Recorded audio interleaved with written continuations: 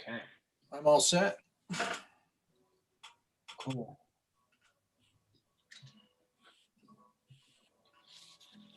The YouTube people get early access.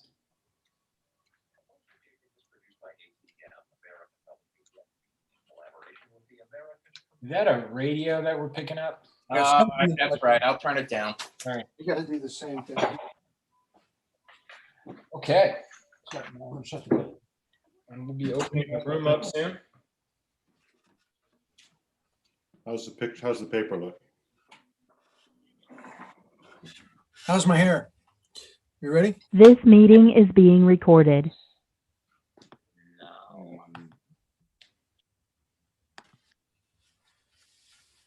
Okay. Going to be another big night. People are coming in. All right. Oh, yeah, they are. Oh.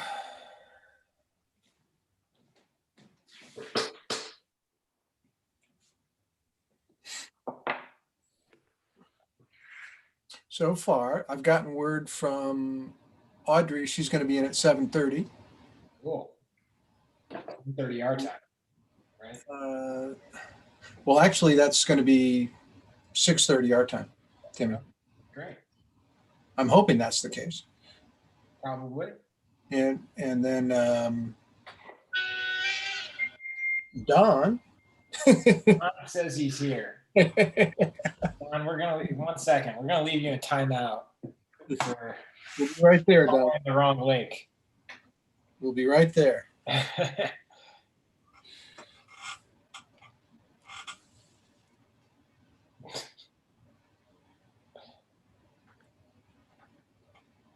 Looking at the.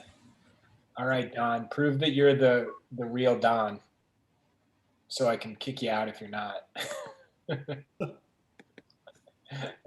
You have 10 seconds to demonstrate. Tell us something only Don would know. Yeah. I never get it right, always getting in the bleachers. Tell us the mole. All right. Cool. All right, let's get rolling. Hey, everybody. This is John. I'm here with Bill Cobe and Timmy Trabon and CF Payne, and now Don Kilpatrick. You see his hand down there. We got a few more joining us, but right now this is the team. I got a few things to discuss. We are always. This is always being brought to you by Visual Arts Passage, and our semester is about to kick off next week. If you have an interest in a mentorship class, our 10-week classes with mentorship, we have two programs. We got an illustration program, kind of walks you through the steps and helps you develop and prepare yourself for the industry. Our concept art classes do the same thing. Our program, the concept art program, does a very similar thing. It's there to help you get started in the industry. The instructors are world class. And if you have interest, please check it out. Go to visualartspassage.com. Studio Bridge is up and running. Ray Bonilla has been kicking butt all month long. He's doing a month of Mondays, and he's done a couple of different lectures. One lecture on the industry, another lecture, a process lecture. He's going to be doing a digital demo on this coming Monday night, and then doing a traditional painting on his last Monday, the last Monday of the month. So if you get a chance, check out Studio Bridge. This was our first contest winner, Addie Green. Our next contest, challenge, I should say, is a still life challenge. And Ray's going to be talking about that, starting with this. Well, we talked a little bit about it last Monday, but he's going to be putting a lot of focus on his demo on still life for his lecture on Monday night. So trying to tie things in together there. Here we are with some great images done from studio here at the, not Studio Bridge, at the Illustration Isolation. And some of my favorites. Montalvo's not going to be here tonight. He's working on an assignment, but Chris Payne's here tonight. So I think we are at the point where we can take a look at some, I think we're there. There we go. Here's our reference. I was going the wrong way. This is going to be our first post tonight. Here's our reference for the evening. You can access it. You all know how to access it online. Timmy, do they have the link? I do. I just shared the link. If you're drawing with us for the first time, please, first of all, if you're joining for the first time, draw along with us and share your work on Instagram or on Facebook. You don't need to cross post. You don't need to post on both. Just whichever one is more your speed. And we'll check them out at the end of the night. You can get the photos right here. And somebody just said not to complain, but reference number 4 is a repeat. Sounds like a complaint. That's a complaint. We liked it. So I can find a fourth one. I can find a fourth one. You can if you want, but I like how that. how about I get a sample of 3? You guys can pick them. It'll make it fun. Okay. I wouldn't mind drawing it again. How about we give everybody some flexibility? Okay. We'll come up with a fourth one because Peter had to complain. Yeah. Chris, can you imagine that? Somebody used the same reference twice. Oh my God. But I think Peter makes a good point. I think we're going to have some cheaters in the crowd, maybe. Let's just find out who complained. You know, we'll just reference them all night. Peter just said, sorry, I guess I'll just post my old drawing. Oh, it's good to sell. Okay. No, we'll recognize the drawing. Oh, don't leave. So, Don't leave, Peter. Come on. Peter. don't leave. It's okay. All right. All I know right. you better than that, Peter. I think we're ready to go. All right, let's do it. We're on a grid, right? So We're on a grid and we're going to yeah, stay. so everybody can see everybody's drawings. Should I stop my second video? Yeah, let's do that tonight. We'll Okay. stop our videos and let's just stream whatever you're drawing. Okay. Yeah. That really, I think, makes it the best experience for everybody.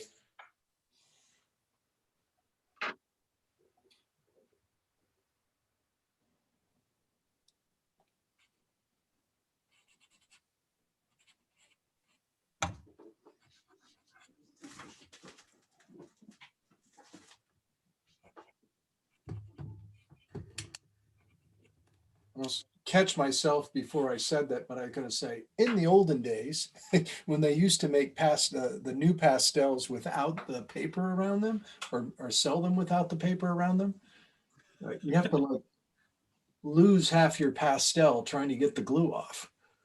Oh, yeah. I've got to order some because there's no place convenient to get them here. Just curious, I know we got a lot of people in the room. Who's drawing with us for the first time tonight?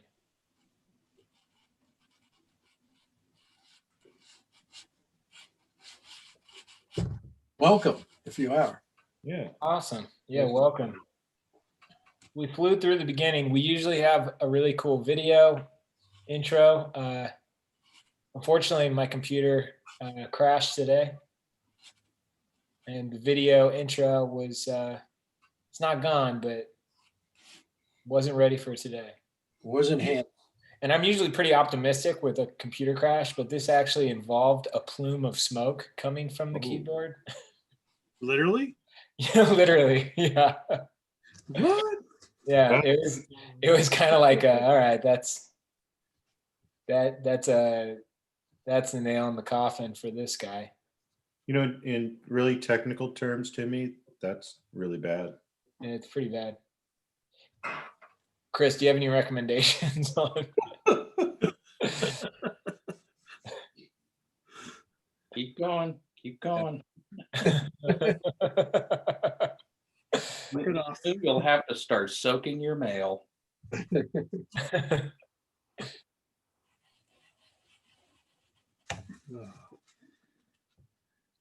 Chris, Dirk Shearer says, hey. Oh, Dirk, good man. Hey, I just met Dirk the other day at a portfolio review. Cool. Fantastic.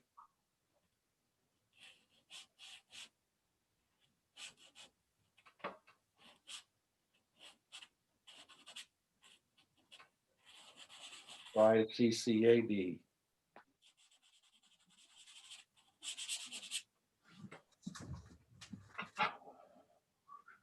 You didn't lose the theme song forever, though, did you, Timmy? No, he has it on another device. Oh, good. Yep, that's the first thing I was worried about. That's what I immediately thought of. Not like school records, business stuff. No. The theme song. The theme song, the intro, you know. Really important stuff. Yeah. Maybe that's what School records, school grades, Bill. Not grades, but you know. We handle our grading similarly to like Norway or something. That's all. If you can go out and chop down a tree, Yeah. you pass.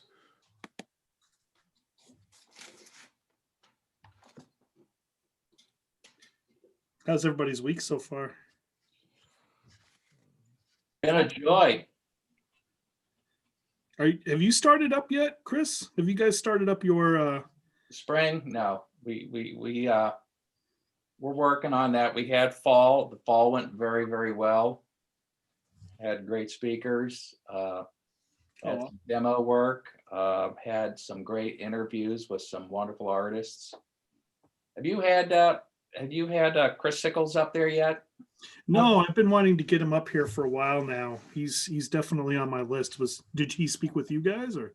Yeah, well, he's not far. What I did was I went over to his studio and videotaped over there and interviewed him. Oh, cool. He's So great. That was great. Yeah, it's pretty amazing what he does. With all.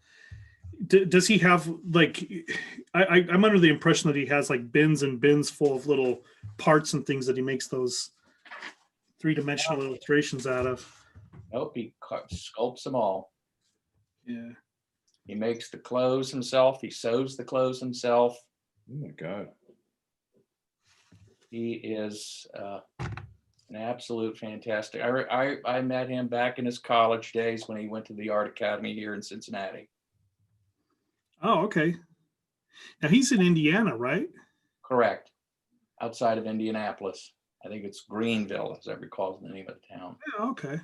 Yeah. Have you ever seen one of his boxing up of his little figurines when he sells them? Oh yeah, it's pretty comprehensive, man. Those yeah. He's really a craftsman. Beyond the stuff that he makes. Sure. Oh yeah. His packages, it's like. Yeah, it's pretty amazing.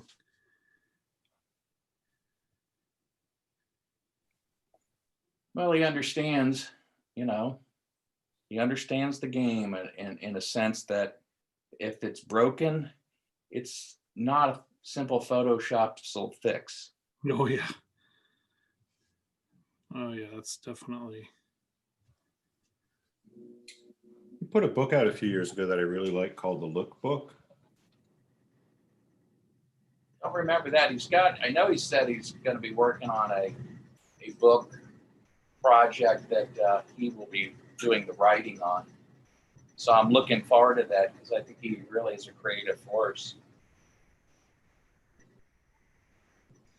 Yeah. Is he still, I know for a while there, wasn't he working on some animated things and is he still doing some animation or is he? Oh yeah, that was part of the deal why I really wanted him is to talk to our students. He doesn't see himself necessarily purely as an animator. He sees himself as an illustrator who has a real interest in the stop motion work that he does. But it is stop motion, and it's really quite a setup that he's got. It's really quite beautiful. It's small, but really, as you would expect, very organized. Yeah. And it's like most of you guys, always very curious and wanting to learn more and do more and grow more. Yeah, that's cool. When you say most, Chris, which one of us is not? What are you trying to say, Chris? Yeah. Who's the comic here? That was Oh, John.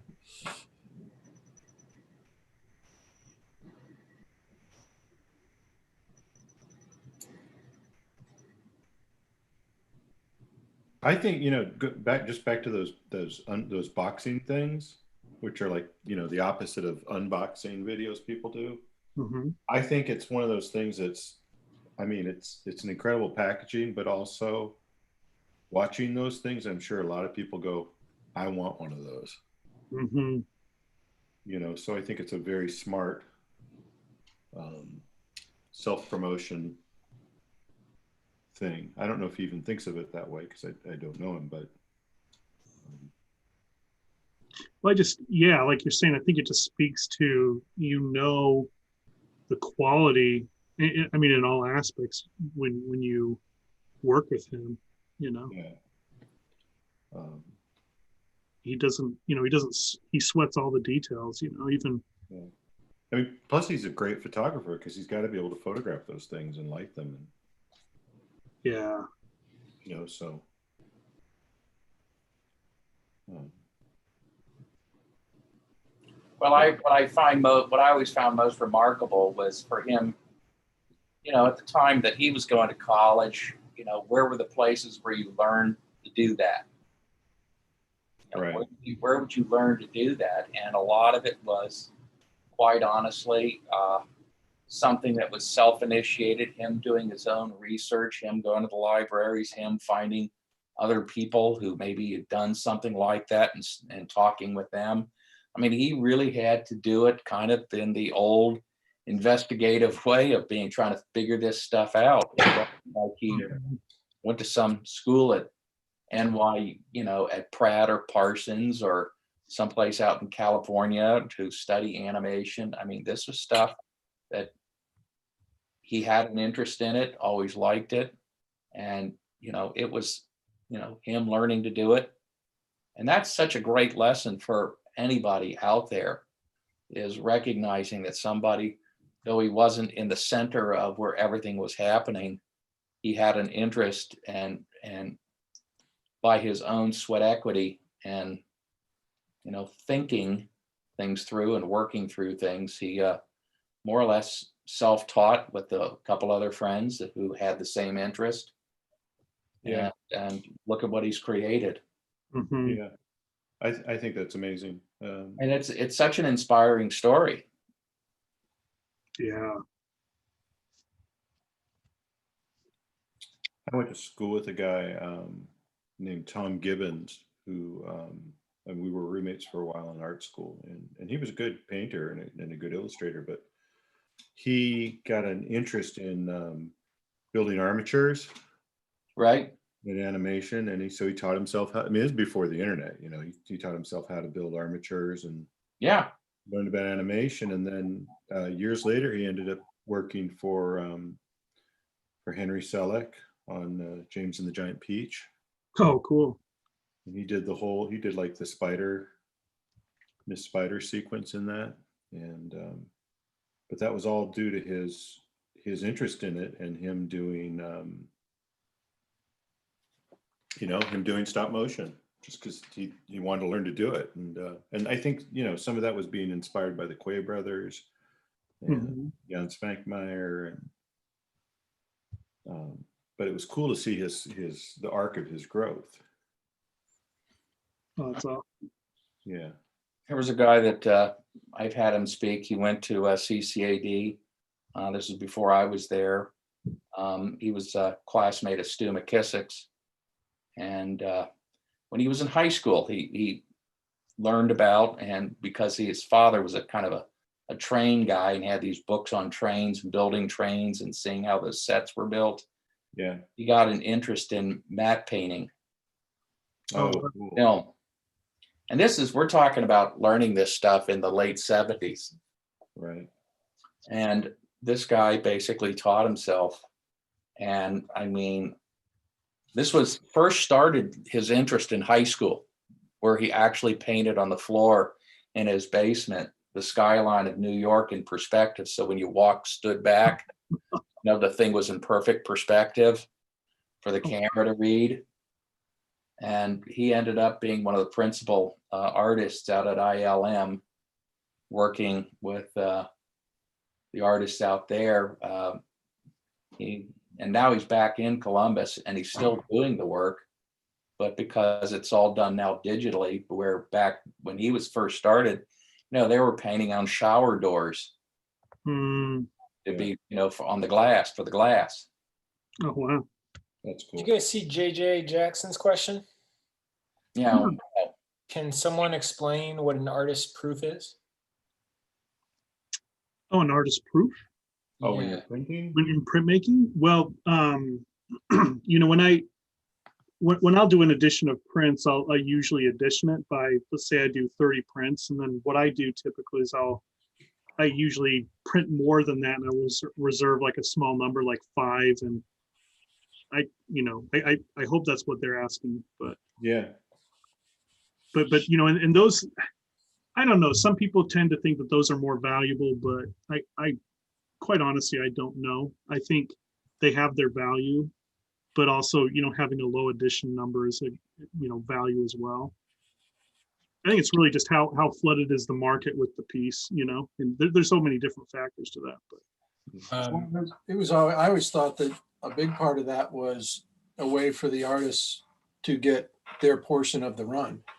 And, oh if yeah, you're doing a lithograph, I know that you pay for you put the product out, you do all of that, but the artist gets to keep a certain number of artist proofs that is for theirs to keep, sell, do whatever. And it's part of the equation of the finances of it. yeah, I think you're right. I do think that definitely makes sense. Because there's an artist proof and there's a printer's proof. And there's some other one. Whatever. On another note, I think I found a great photo. Familiar with Dorothea Lange? Oh, yeah. Yeah, of course. Yeah, her photography is public domain. Really? Oh, it is. Great amount of it. Yeah, I didn't realize that she was hired by the government for a lot of her photography. Oh, Yeah. like works project Mm-hmm. administration type stuff. Yeah. Well, that means that a lot of Ben Shon's stuff might be. Yeah, could be. That I would imagine some. I don't know that I would love to follow up on that and see what the deal is. But just, thanks for all the homework. Thanks for all the homework, Peter. Hey, Don. I think we're gonna make Peter happy. So. Hey, John, did I not send you a series of photographs about a month ago? Oh. You did. Yes. Yeah. I will get to them. I didn't. And Uh-oh. There was a nice theme to them.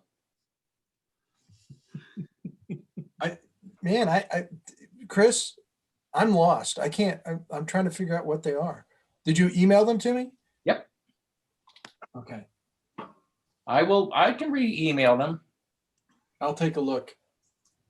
It was basically on the theme of people overcoming.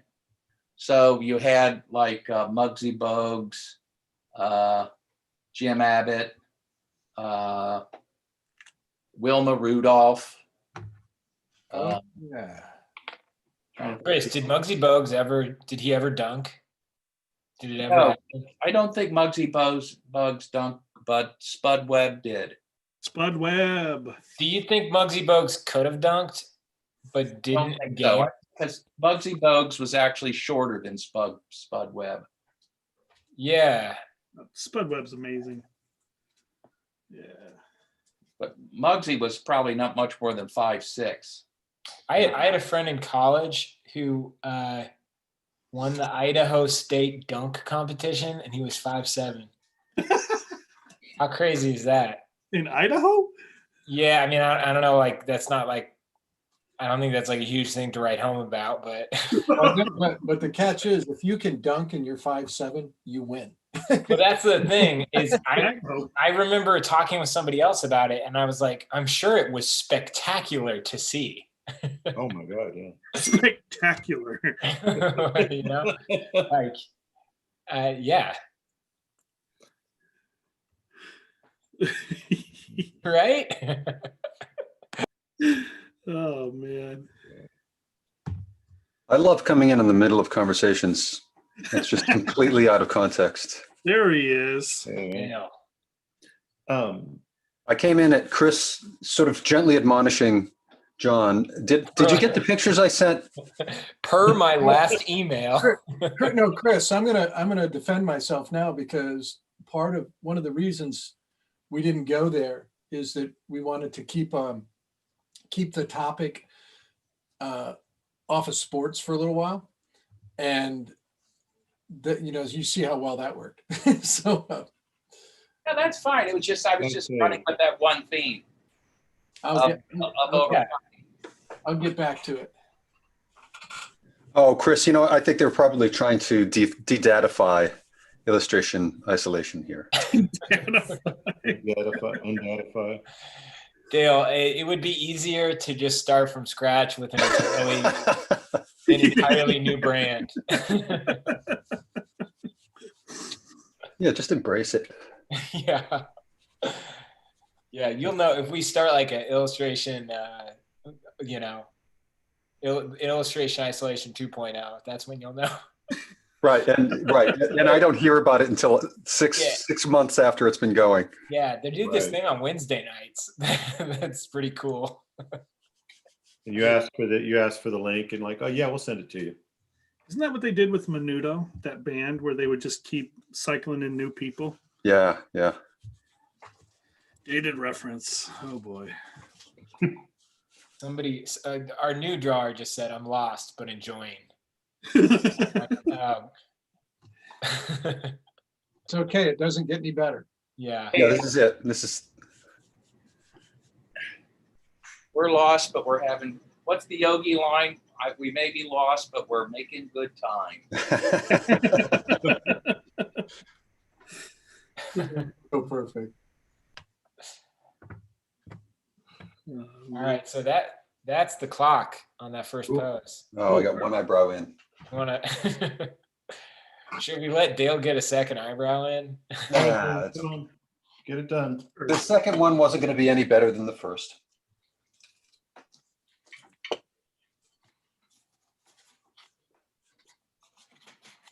So now I'm going to give everybody like a bonus minute. In that time, if you're drawing with us, post your work, please. We're going to check it out before the end of the night and share it to Instagram or the Facebook group.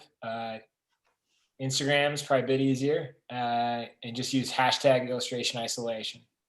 And like I said, no need to cross post or anything like that. Just get it to one of them. We'll check it out tonight.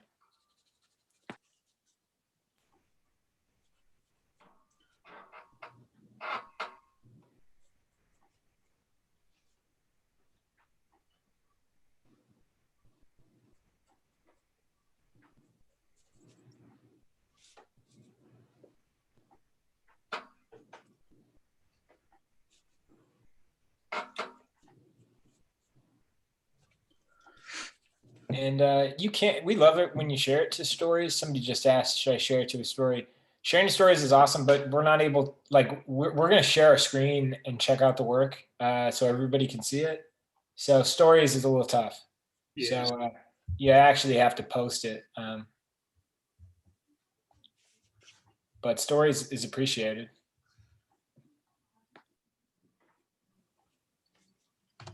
Yeah, stories are always good to, like, you know, tag illustration isolation, but Yeah. Well, but you know, you're right. You want to post it though. yeah. And stories are definitely cooler and they carry a lot more weight, you know, for talking social, you know. You can tell somebody's age by, I think, how much stories they do. I don't do any stories.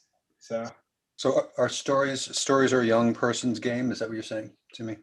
I don't mean, know. Dale, technically, you know, I think a post- young person's game is to start leaving Instagram. That's true. That's We're true. talking about like TikTok. I post a lot of stories though, Timmy. You're Well, young. you're at heart, extraordinary man. though. I thank you. Young at heart. I was Yeah. going to clarify all that and just say, what's a story?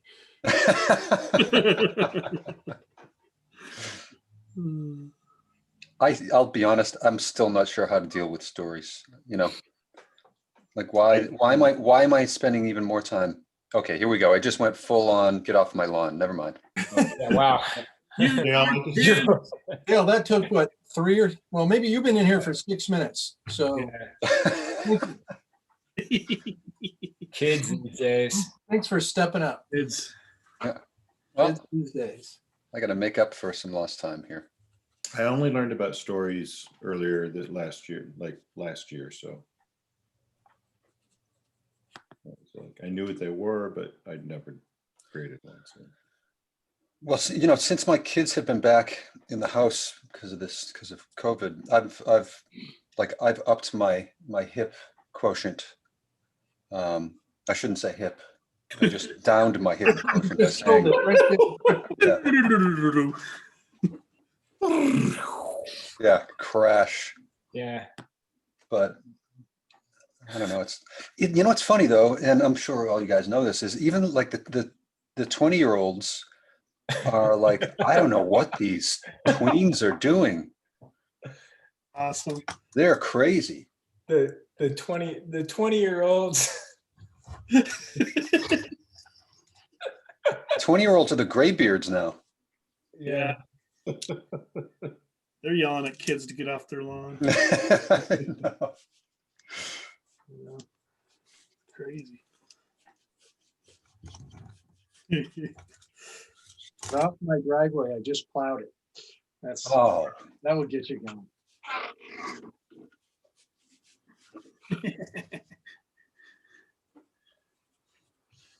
Okay. I think it's time for the next yeah, we can. the next reference, right? Sure, man.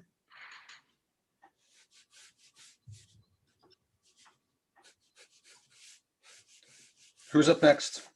Who's the next? We're doing it. Everybody all at once tonight. Oh, awesome. I love it. Everybody's on stage. So we all have to be on our best behavior. Yeah. That's toast.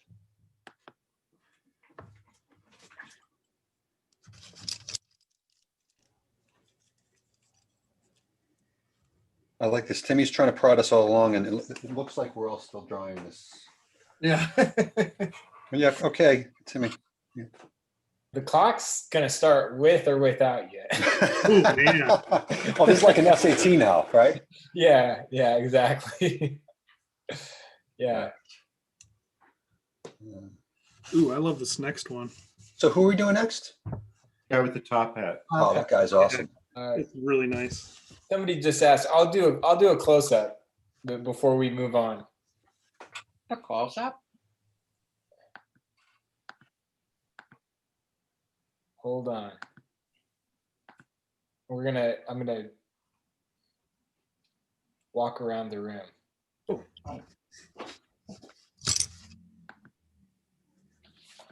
Put my last drawing out.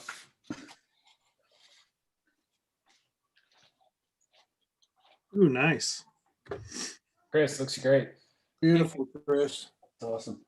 I always love how you can get that structure on the nose and those things with such minimal lines. It's really nice.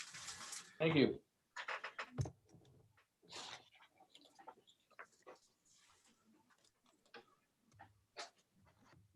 Very nice. Yeah.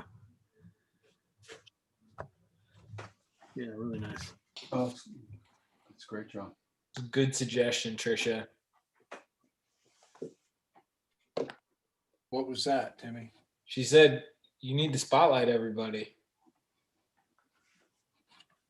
I'm gonna move this in here. I don't have the best camera angle tonight.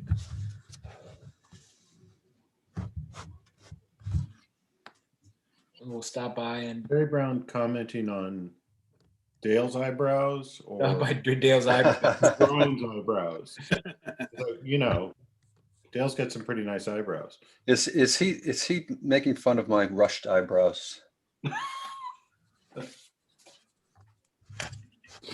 It is what he does.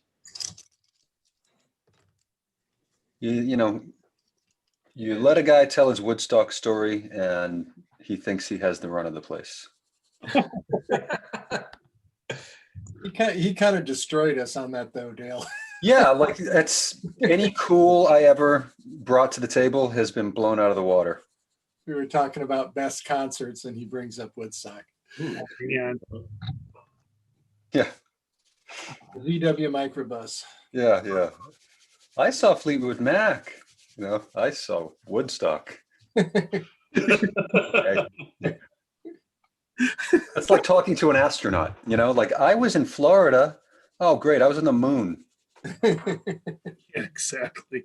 I saw Florida from space. Yeah, exactly. Yeah. Yeah. Well, like I said, Dale, it was like that friend of mine who had Janis Joplin and Big Brother play at his wedding. Unreal. Oh my gosh, really? Unreal. Dang. Yeah, I was gonna say, yeah, he won the prize on that one. Do you like know them personally or? Yeah, Wow, that's cool. it was one of the guys who taught in our program, you know, Dennis Nolan. Oh, no kidding. Yeah, Dennis. Yeah, he's from San Francisco. Did some of the rock posters, you know, for Graham. Oh, wow. Knew those guys. You know, so yeah. Yes, indeed. Wow. You know Dennis, don't you? I met Dennis when I came to Hartford to speak. It's funny. I was just talking to a friend of mine yesterday who studied with Dennis. Great teacher. Yeah. He said he was amazing. It's funny. He sent me a picture of them back in, I don't know, it must have been early 90s. Was Dennis at the University of Hartford in early 90s? Oh yeah, absolutely. Yeah, and I was like, wait a minute, is that Dennis? Because you know there wasn't any gray hair at all. That's right. Well, there was a time we didn't have it. I mean, Dennis, when he interviewed at Hartford, Rudolph Zallinger did his interview with him. Oh, no kidding! How about that one? Again, top that. Wow, wow. Oh man.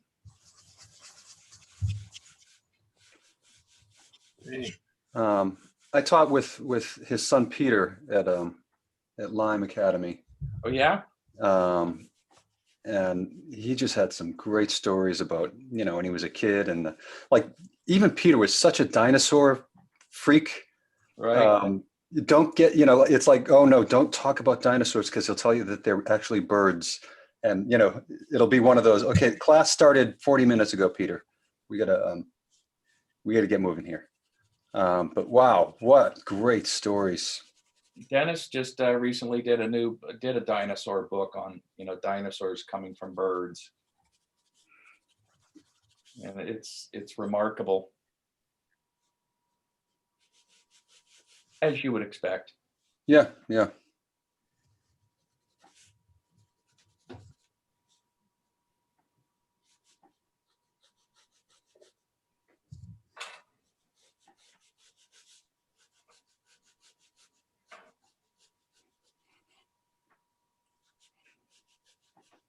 gotta be honest, I'm not so familiar with his work. Is he primarily children's books or is he?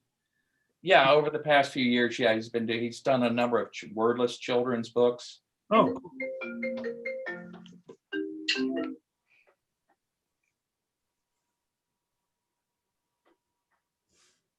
Yeah, you look them up online, you'll get the drift. I was certain somebody was gonna start a phone call. I just hung up on my wife. Well, I was staring at all the people on the panel and I was like, okay, who do I have to mute? not me.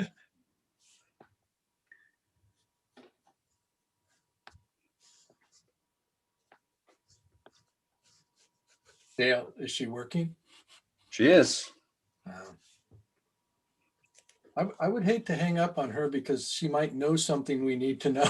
It's like you're the first person that contact, you know? Yeah.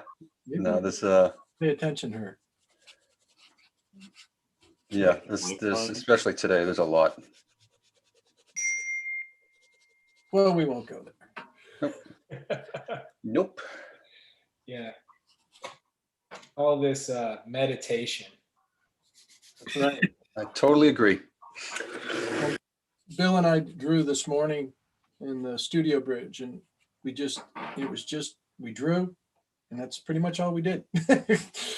Talked a little bit about what we were doing, and it was a little pretty educational, but it was very, very relaxing for me. Yeah. Not to belittle what anyone is stressed about right now. Right. Right. No, it's nice to have a no Let's just stress be zone honest. for everybody.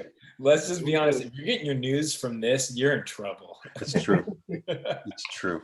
You need to make some adjustments. Yeah, you need to make some adjustments in your life. Yeah.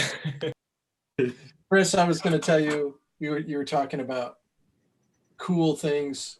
One of the, and kind of illustration Babylon. I'm sure you got as many as I do or more.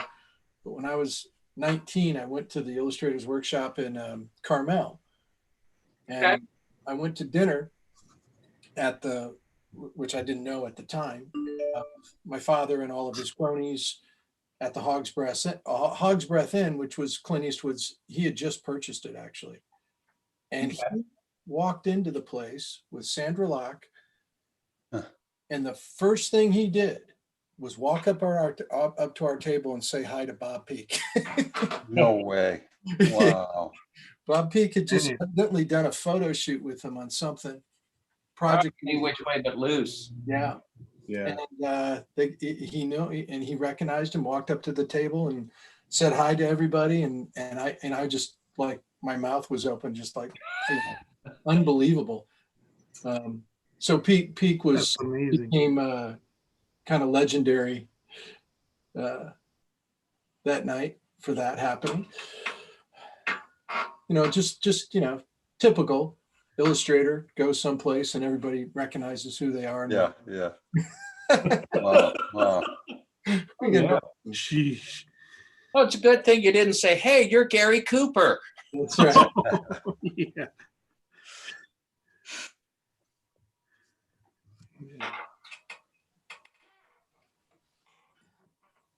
Jenna just said she after we talked about reading your news, snowblower info.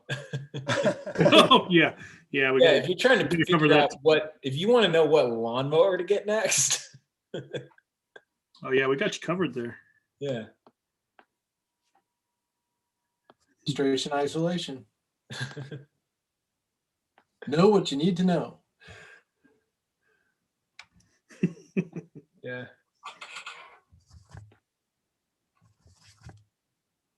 Sponsored by Scott's Turf Builder and Toro. probably like LL Bean. Gosh.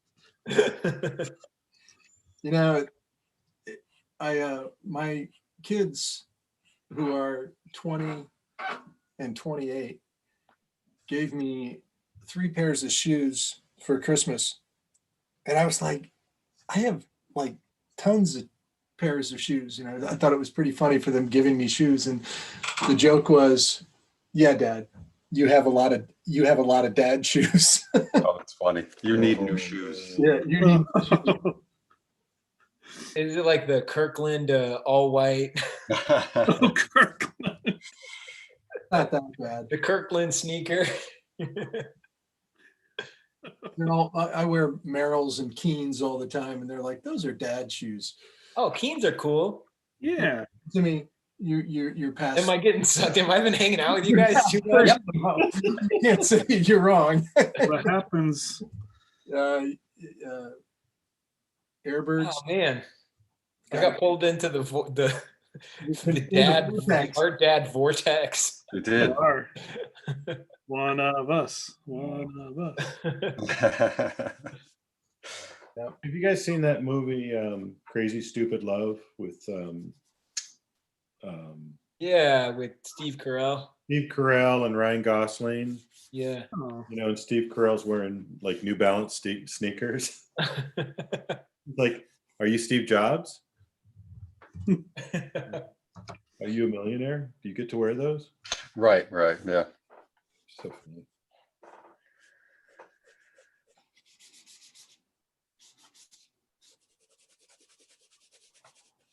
Sorry, I kept drawing the first pose because I liked it so much. Okay, Ray. I know. I'll do the next one. you just pulled the Bonilla. I was almost going to ask John if he was drawing, but address him as Ray. Ray drew with us this morning. Yes. Oh, cool. 2 poses. Did you say he's like on a deadline tonight? Well, I'm not sure. We just Oh, he wasn't able to. he's not here, but he drew with us this morning. Oh, cool. He's upset that we that we shut down the power on Live Brush last night. Oh, did they lose power? Yeah, they had to I cancel agree. their stream. Oh, wow.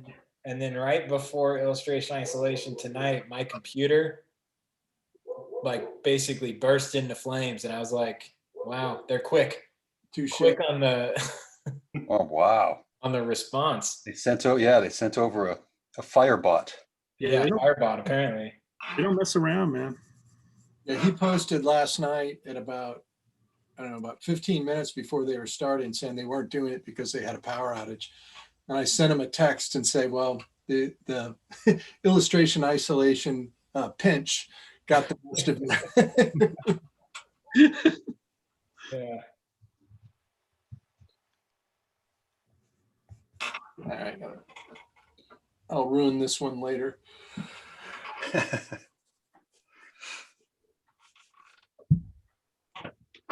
It was fun to do.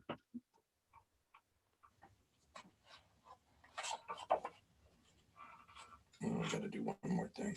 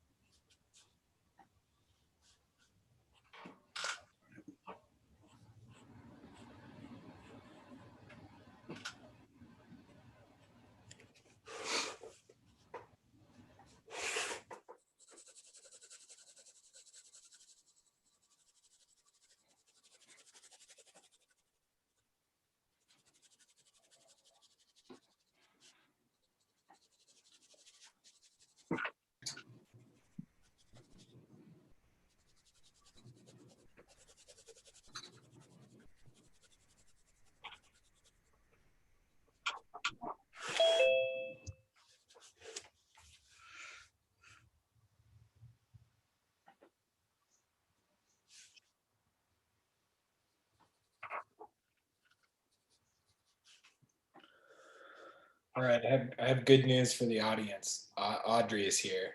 So Oh, thank God. It was. The only bad news, this was the pose she wanted to do the most. Oh, I Oh, know. no. They were all cool. Yes, I have. Hey, Audrey. Hey, Audrey. We returned from my hibernation. Hi, Audrey. Hello. We missed you. I missed you guys too. Save The us. audience is- All right, let me get some pictures up here on my paint. It's always fun to check in because I never know what one we are actually on because I know that feeling of wanting to continue to work on one. We're doing the guy with the top hat. Okay. The good news, Audrey, is we're drawing on a grid, so everybody's seen everywhere. Yeah, I can see that now. That's really cool. I see 2 Timmys.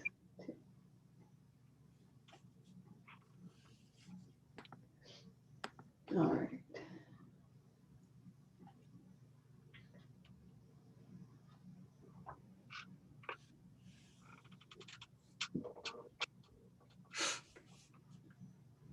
Did this pose just start? No, Okay. I'll give you the exact time. There is 6 minutes remaining in this pose. Okay. Plenty of time.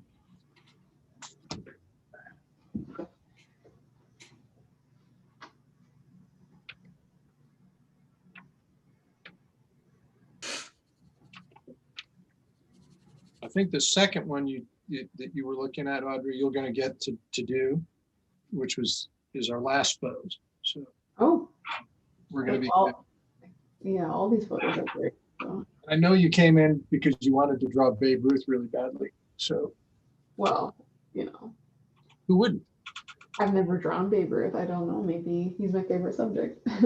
It's a good candy bar. Yeah. And I love this. I love this photograph of him. I think it's beautiful. Yeah. Great shot.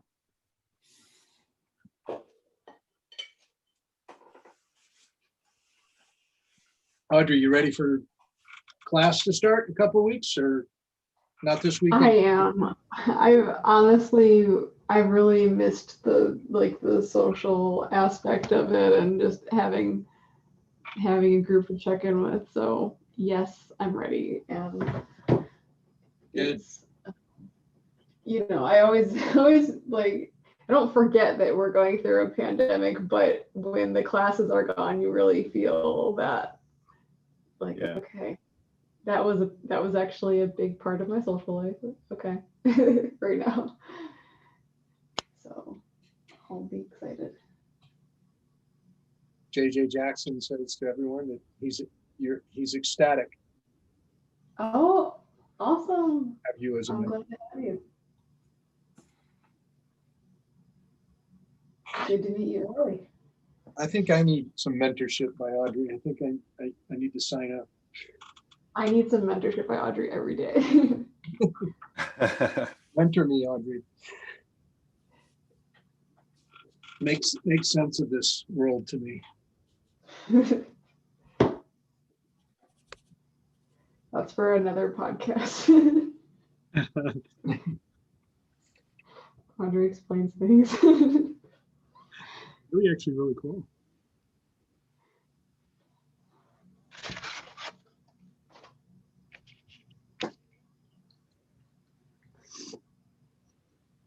I was hiking my Merrills yesterday. I love that. I have support out there. Oh, come on. Who doesn't have Merrills? Jeez. I mean, come on. Well, I have 4 different kinds now.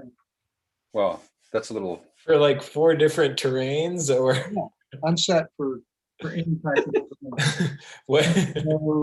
what demands 4 different types? I have 2 that are almost exactly alike, but one's for a wide foot and one's for a narrow foot. How about that? So sometimes you go wide and sometimes you're more narrow. That's right. Depending on how I feel.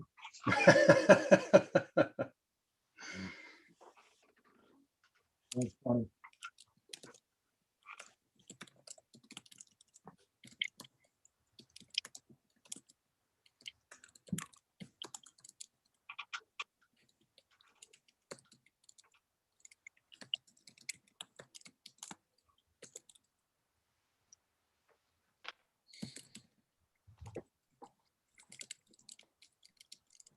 Oh, darn it.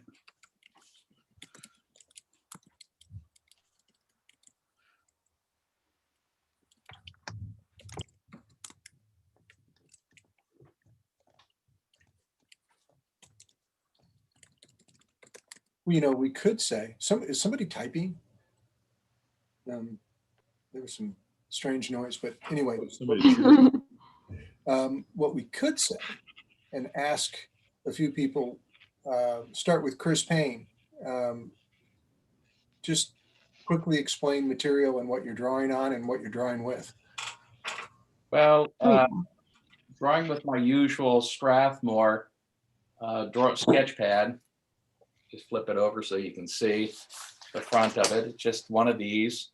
I'm usually either drawing the 11 by 14 or the 9 by 12. And right now I'm drawing with a Prismacolor. Chestnut is the specific color. And I usually use this to start a lot of my work with, that if later on I want to go back and roll over it with the pigment like I've done on other occasions, it gives me a good base. Yeah, the next question was gonna be, why? And why chestnut? It has enough saturation and warmth to it that it will carry through, that if I do roll over it, you've seen how some of these things end up looking when I roll over them. See if I can find one here. There's one I messed around with. And one of my chickens and one of my cows. Here's one I did from one of our drawing sessions a while ago. Wow. Oh, So nice. when I roll over it, I can still see it and work back into it.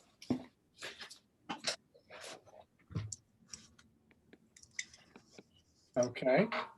Dale, what are you drawing with? Prismacolor? Drawing with a, what do I have here? I'm doing Prismacolors too, but I've got a burnt ochre. I like drawing with a warm color, and I'm not doing anything with these other than what we're doing here. But I like how the colored pencil feels, because it's pretty waxy, but it forces me to not smudge like I usually would do with, if I had a regular graphite. It's so tempting to start doing this stuff and then use erasers to get different shapes. And I like doing, what I like about our thing tonight is that it just forces you to focus and do one thing, and not futz around with trying to get fancy. I get too picky when I start going back and forth in value. So just straight drawing, and if it's good, it's good. If it's not, well, there's another one coming up in 20 minutes. Chris, this morning in our drawing session, we just did one just pure cloth, just folds. Beautiful. That's cool. Yeah. Nice. Good practice. Yeah. So that was the 20 minutes. Oh, we've been on this for 20 minutes? Yes. Oh, wow. So those of you drawn with us, remember to share your work, Instagram, #illustration isolation, or join the Facebook group. I'll share the link to Facebook.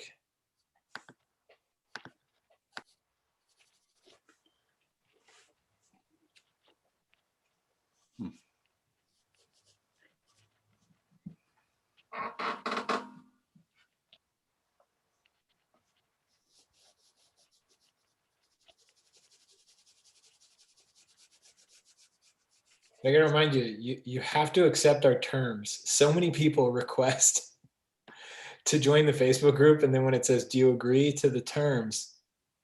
They say no. You can't come in the club now. Yeah, you gotta. You've gone and Our voted. rules. They're like super normal rules. That's funny. now you've really done it. Yeah, what is it you're asking? It's like no fighting, no stabbing, Pretty much. no swearing. No, I don't think so. That's not for me. They're like, just don't be a jerk. Yeah. But they'll say like who their favorite artist is, what material they like working with. That's a riot. Maybe the way it's laid out isn't like visually there's gotta clear be. that you're supposed to do it. I think It's you're funny on that it's something, happened. Audrey. Maybe it's happened more than once. Like, Yeah. it could be something.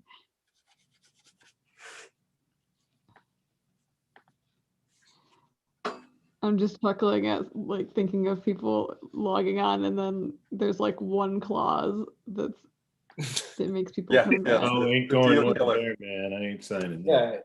Yeah. I think it's pretty reasonable that we own all of your artwork. Oh, yeah. Yeah, something like that, or like Security thing that gets them usually. Yeah. I'm joking. That's not in the terms. I gotta get on there and see what the deal killer is. Uh, Oh no, man. it's like the Facebook template for group rules. Like, now that you mention it, no. Yeah. And these are the same, these are the, these are people who buy iPhones and don't read the terms, Yeah. Okay. Maybe I need to make our terms like 8-point font There and you go. 80 pages long. Absolutely. Has anybody ever read the iPhone terms? I've only met one person. Yeah. I'm sure. Wow. I'm in. My Dale, my bank, I had to agree to the terms to use the mobile app. And usually what they do is they got a little checkbox, and next to the checkbox it says agree to our terms, and then the terms links to an external page that has the terms. Yeah. And instead I had to scroll through their terms, and it took like 10 minutes. It was 10 minutes of scrolling. Oh my God. Man.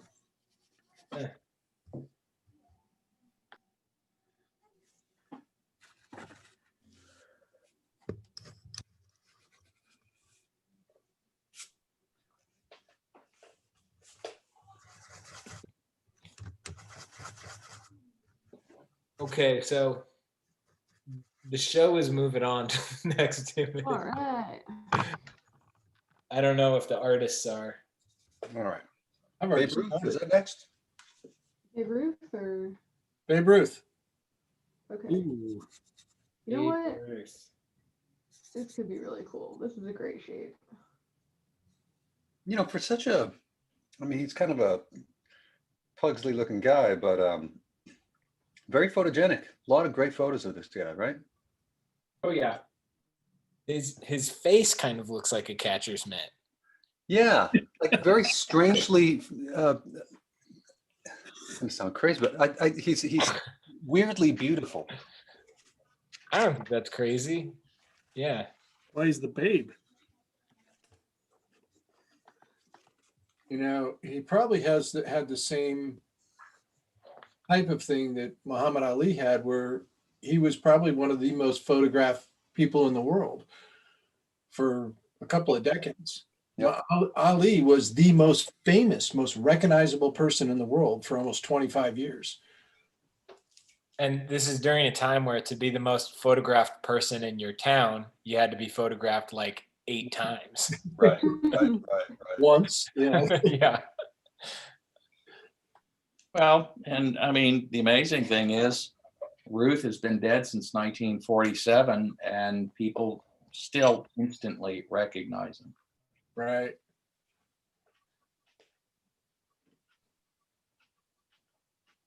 Yeah, not a lot of other yeah, that's a test of time for sure. Wow. How much of that do you credit Sandlot though, Chris? Sam, come on. Credit who? Sandlot, the movie. You know, the scene where they're like, where he pretends that he knows who they're talking about. Oh, The oh Bambino, yeah, Babe. the Salt and the Swat, the whole, Yeah. go through the whole thing. Sandlot. That's a cute movie, though. I like that movie. Yeah. No, No, that's- it's not just Sandlot. It's just been countless times he's referenced so much. Natural. Yeah, he's he's welded into the zeitgeist. Yeah. Hey, nice quote. But that's the pull quote of the night. Welded into the zeitgeist.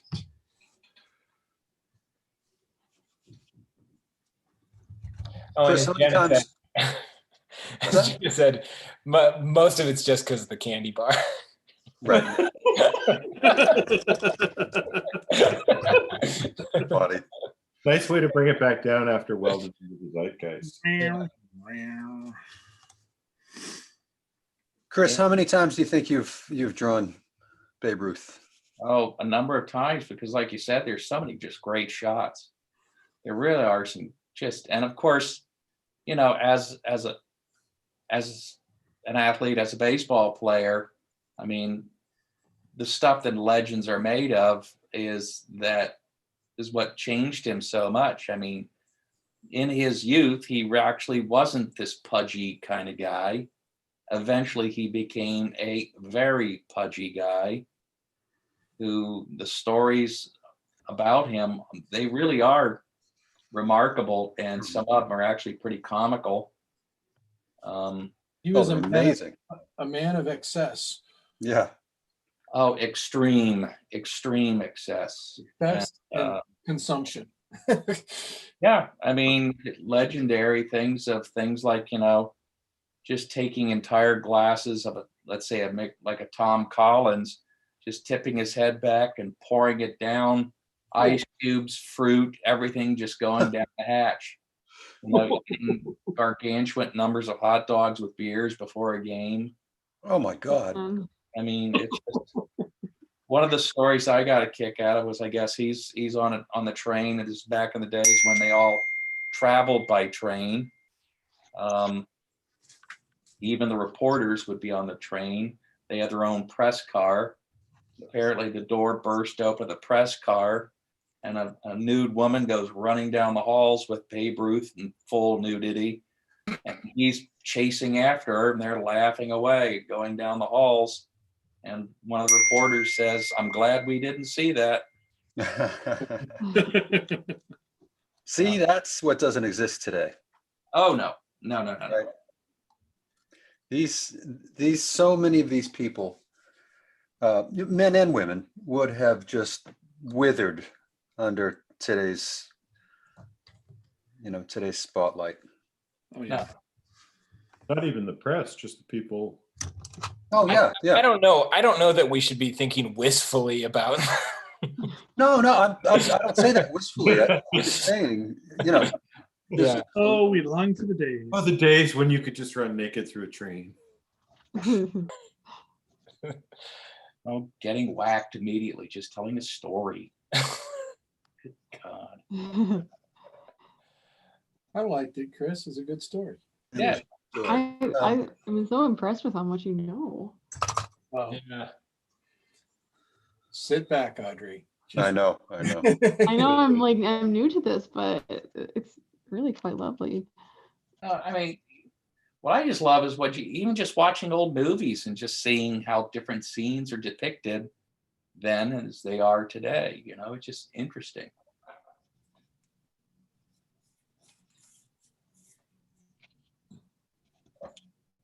Did you ever see that reminded that story of excess is totally reminiscent of like Marlon Brando's story. Did you see that documentary that came out like 5 years ago of his audio tapes? No. Oof. Windows? Talk about a dude of excess. Jeez. Yeah, well, Yeah. he like compulsively recorded. He had audio journals that were really just incredible. I mean, it's incredible. The documentary is insane. Not always nice. Not a lifter upper. Not a lifter upper. I don't think that it's great quarantine material. Oh, okay. Maybe wait till 2022 for that one. Get your vaccination first. Yeah, get your vaccination before you You're watch the going to want to be vaccinated before you listen to this. Yeah. What does that mean? Yeah. Not always.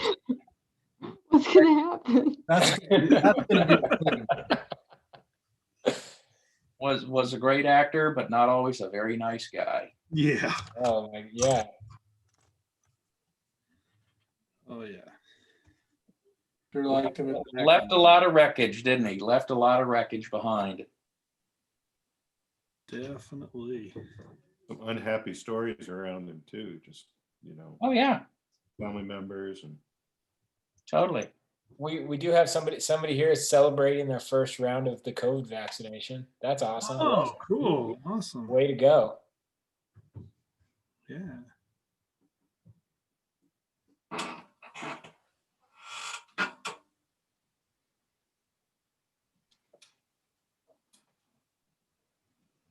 Yeah, I was talking to my son earlier, and he doesn't think it's going to be until at least next year sometime when Yeah. enough people are, vaccinated where he can go back to school. Yeah, I don't think stay-at-home illustrator is going to be on like the front line.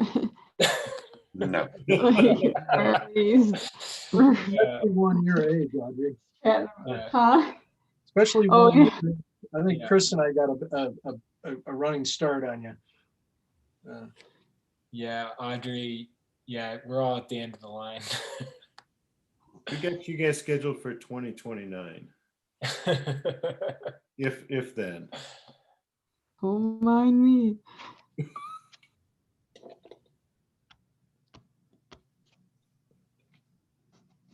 In this photo, was he a Yankee yet? Oh yeah, there you Yeah. go. Got the hat on. Yeah, You got sorry. that Y up there. Yeah. Yeah, it really wasn't until his last year with the Boston Braves and his first couple years with the Red Red Sox. Sox. Yeah. Oh, so he played with the Braves his last years? Boston Braves, yeah. Wow. Okay, I didn't realize that. Dang. Well, he took the job in hopes of being able to one day manage, because that was his real goal, was to manage in baseball. But nobody would, because of his reputation for being such a wild man for so many years, they really just did not want to take a risk with him. Oh man, that's too bad. The train episode didn't help him much. Back in those days with players and folks, I don't know whether that was it. I'm sure there were other things too. Dirk says, "How tall was Babe? He looks short." He's probably about 6'1". He was a big dude for back then. He was. Chris, have you ever been to, I'm sure you have, Cooperstown and seen the size of the bat he used was, oh my God. It was a big bat. And living in Cincinnati, we have just down the river from us is Louisville. And the Hillbreck Bradley baseball bat company is down there, and they've got wonderful display where you can see his bat. You can actually buy a replica of his bat, and it's a hunk of wood. There's no doubt about that. But a lot of those guys back in those days, the idea wasn't necessarily have these sticks like they play with today, where they can generate bat speed. To them, they thought it was mass. You get a lot of mass and you hit it hard with mass that it would go. And that's why a lot of the old time players, I think, Ed Roush played with a baseball bat that weighed 46 ounces. Oh man. Most ball players nowadays play with bats that are about 31 to 32 ounces. That's what they play with. And Ruth's, I think, was about a 42 to 44 ouncer. I think there's a few guys in the modern era that were playing with those. Julio Franco had a heavy bat. We just lost Richie Allen. He played with a heavy bat.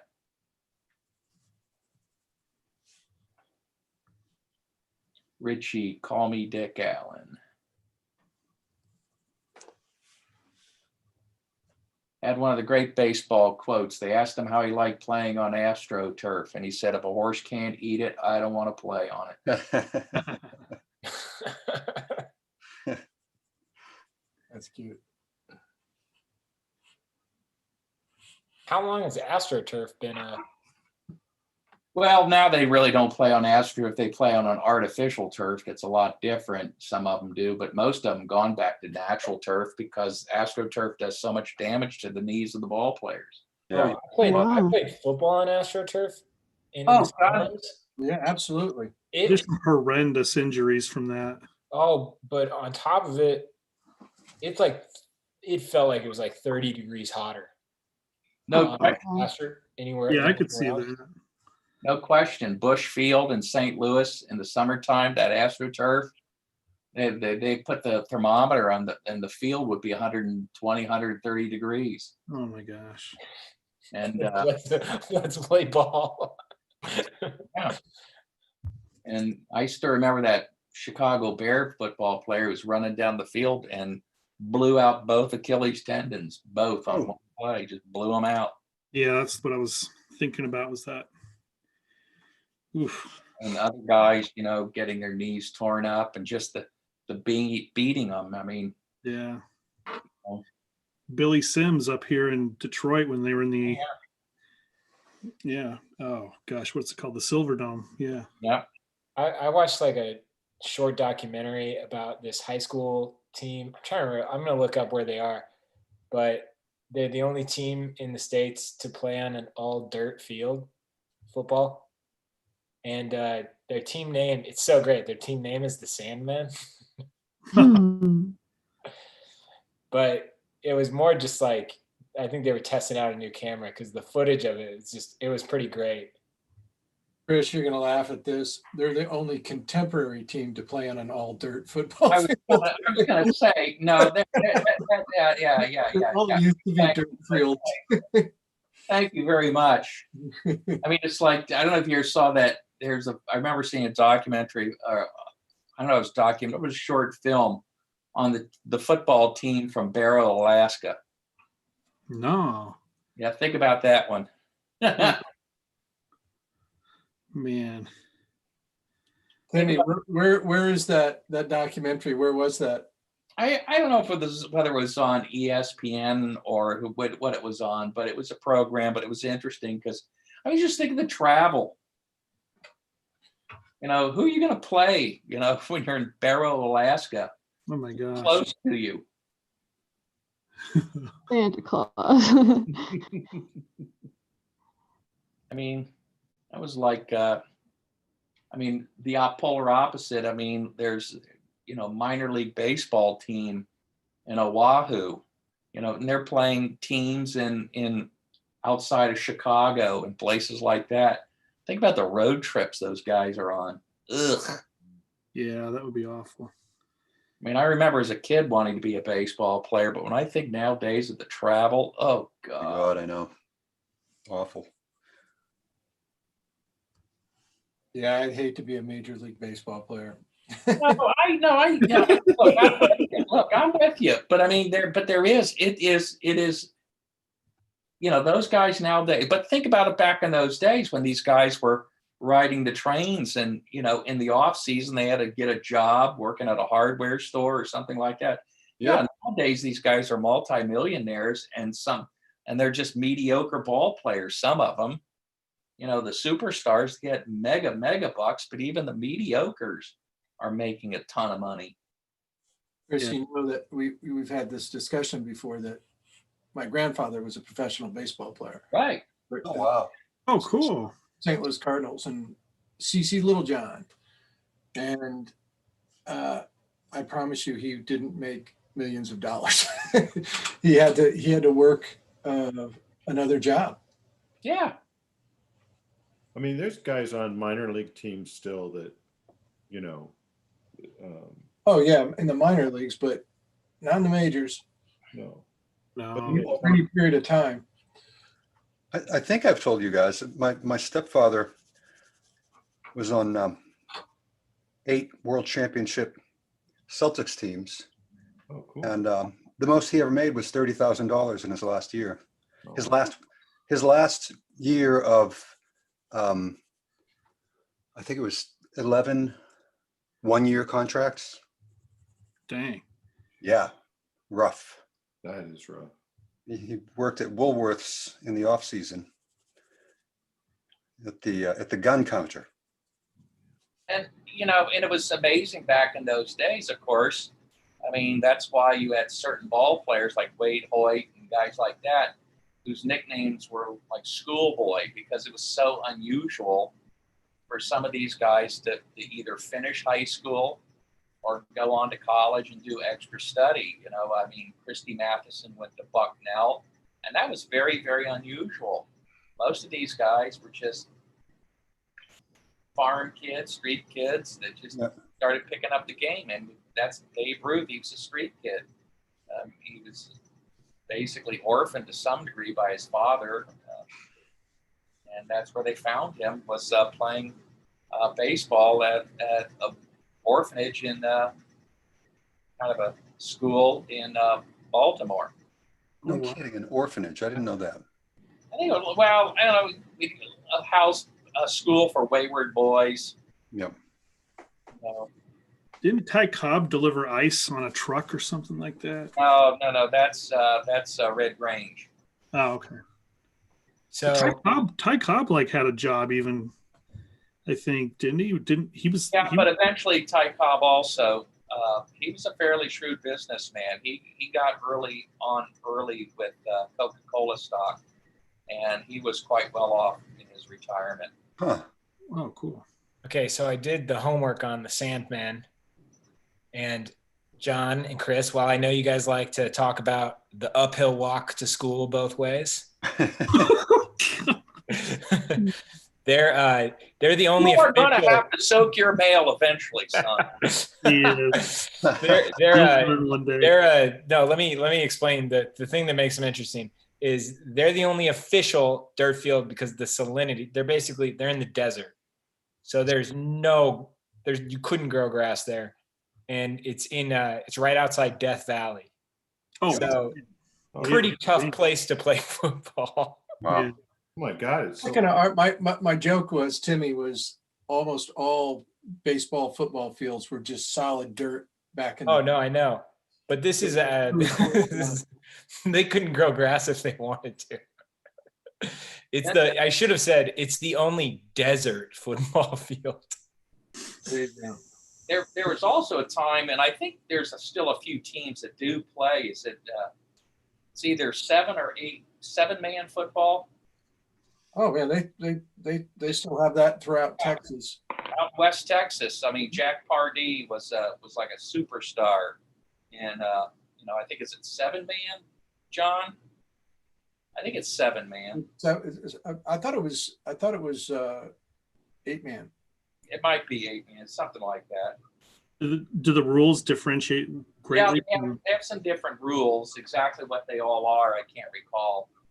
I just remember The main rule is you can only have 8 guys. That's Yeah. first rule, only 8 guys. I'm not sure whether it's like first down, if you only get 3 downs to make first down or something like that. And I can't A lot of the little towns have that, and I know they did much earlier, but a lot of little towns Sure. play 7 or 8-man, whatever it is. Well, yeah, I remember my brother-in-law, I mean, his high school graduation class was 13. Wow. Dang. I don't think Ray Meld had much more than 13 in his graduating class. My dad had less than that in his graduating class. Yeah. Precisely. I mean, Hubbard, that's when did they get their first traffic light? Have they got one yet? Type of thing. Exactly. They definitely have one now.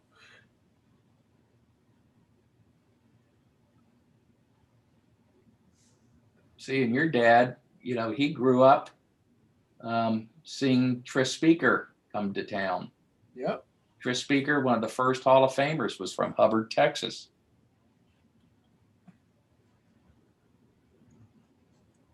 The Gray Eagle. That little tiny town had 4 Major League Baseball players over half a century come out of it. No kidding. Wow. Yeah. That's amazing. That's all they did is play baseball. Yeah. That's what he did as a kid. He played baseball all the time.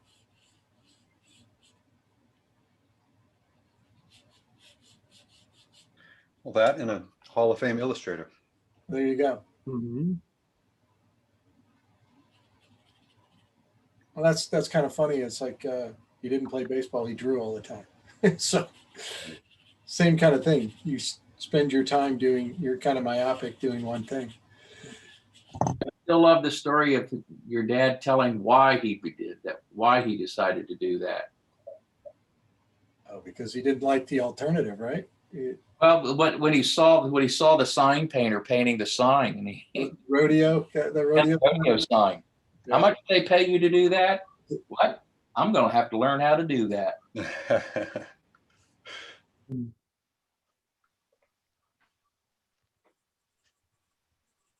And learn it he did. Mhm.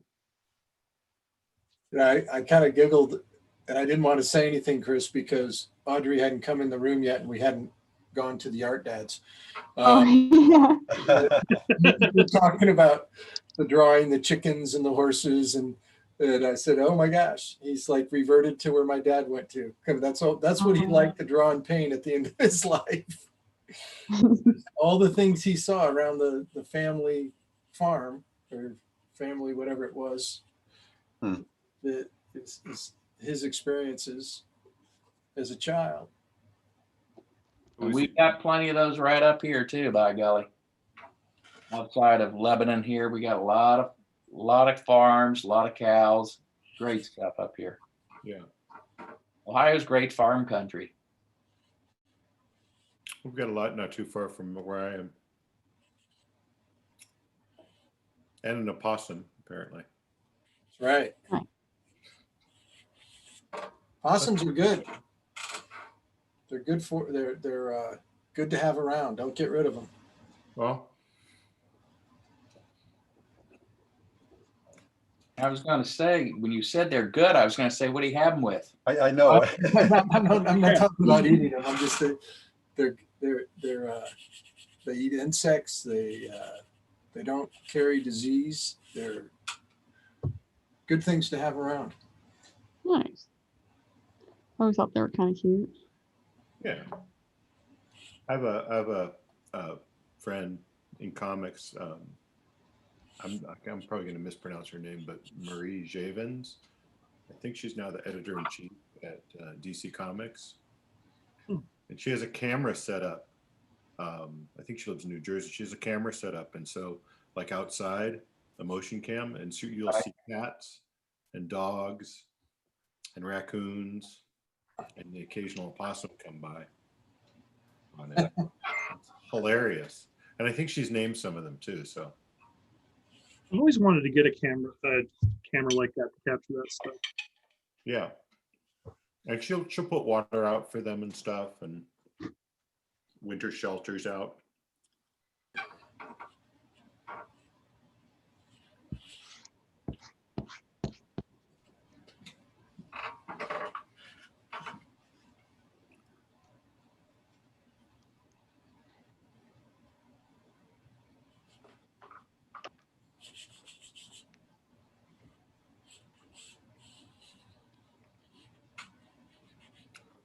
Jenna Paulson wrote, after Teddy Roosevelt's bear, they decided Taft needed an animal, so they got opossum. It was weird though, because he loved eating them. Oh, gosh. Brutal. Howard Taft. Your animal. Wasn't he the one that got a cabbage thrown at him during a speech? What's that? The President Taft? Yeah. Wasn't Cabbage? he the one that got like a cabbage thrown at him during a speech? Oh, wow. Probably. I remember learning about that in like a president fact book as a kid. That's kind of what I got out of it. Like, I thought that was. That was. There's a cool bit of trivia though. That's a great Got more out of it than I did. I might have to look that up because we're being recorded and I kind of want to know if that's true. I'm having a teeny moment. That's what we need, Timmy, a fact checker. There you go. Yeah, you're gonna have to find somebody else to Google things for you. His keyboard was smoking. Yeah, it's true. During a campaign stop, a cabbage is thrown at President William Howard Taft, landing at his feet. Oh. Where did that And happen? he said, I see one of my adversaries has lost his head. Oh my God. Oh boy. That is awesome. He had like a comeback. Okay. It's like a precursor to a dad joke. I know. Yeah. So there you go.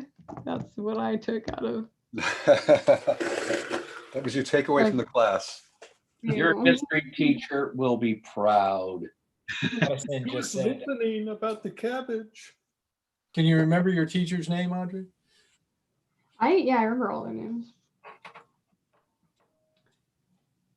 I wonder what age I was specifically when all of those teachers' names went away, because there aren't many left. Hmm. Oh well, I think high school they started going away for me because there were just so many classes. Yeah. But you know, everybody else, it wasn't like too much to remember. I remember one grade school teacher, and it was Sister Raphael, and it's just because she was it's a Ninja Turtles name. Oh yeah, Oh, yeah. Funny. oh yeah. That is cool. So I remember the turtle really. That's really Like funny. tried extra hard. Oh, that's interesting. I remember all my grade school teachers' names. Do you? Yeah, but do you remember your? Yeah. See, I remember a lot of those, but do you remember your high school teachers' names? No. Yeah. See, that's because we had too many of them. Like they were for every class, you know. I remember So- most of them. Yeah. I remember a few of them, but I also changed high schools too, so I guess Yeah. that doesn't matter. Oh yeah. It's not like I don't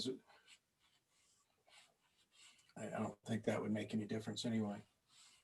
But I just think you're not they were not as impressionable as Right. Yeah. Losing. most of it was fear.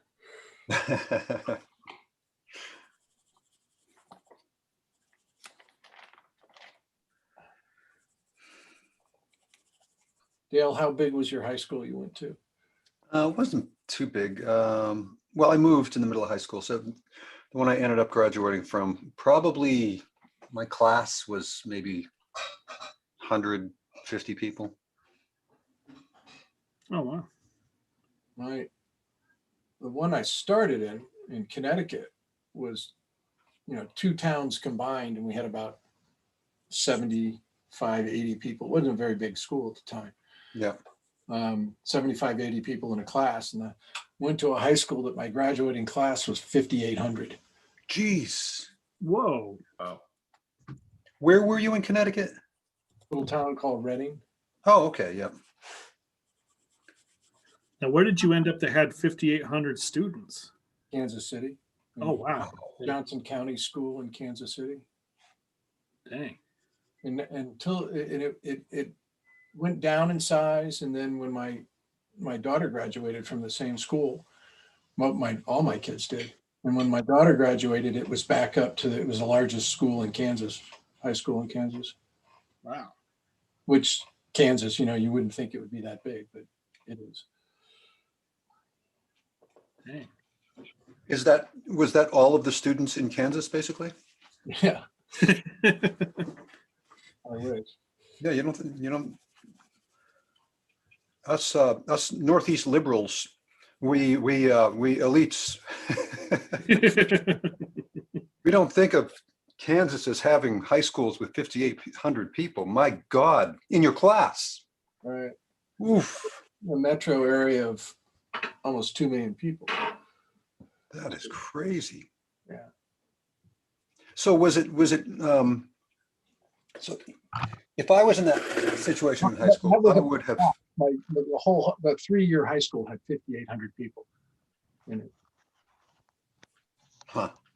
I see, back when I was a teenager, I would have taken advantage of that to just be completely anonymous and sort of disappear into the crowd and hope my teachers never noticed me.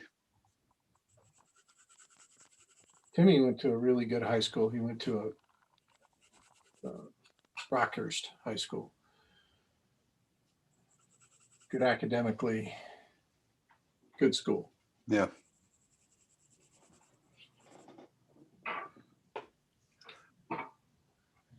How we doing on time on this? I think I was actually just about to chime in, but I was trying to think of something nice to say about my high school. I couldn't think of anything. What can I do? They're looking to have me. What? No, we're out of time. No, it's good. You're right, John. It is a very good high school. We're on to the next image, which, as Peter made a big deal out of, Peter, turn Peter's camera on, Peter. It is a repeat image, but if you hit refresh on the photo page, you'll notice that I put some bonus images in there that are options. They're supposed to be there. This is when we asked Peter, now what material are you using for your demo on this one, Peter? Hold on. We're adding the images in real time. This is like an original illustration isolation episode. Dang. Yeah, it's been a while since we've done it in real time. So I added three bonus images to try to appease Peter. And Peter's going to do a demo. And yeah. So if you scroll to the right, you'll see they're by Dorothea Lange. And I think they're pretty good images. They're beautiful. Obviously iconic photos. And so it's whatever you want. But reference number 4, option 1, Peter is correct. We have done that image before. I'm aware.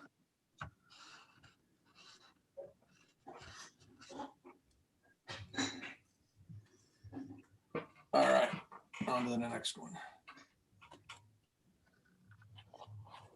Babe was fun. Yeah, that was nice.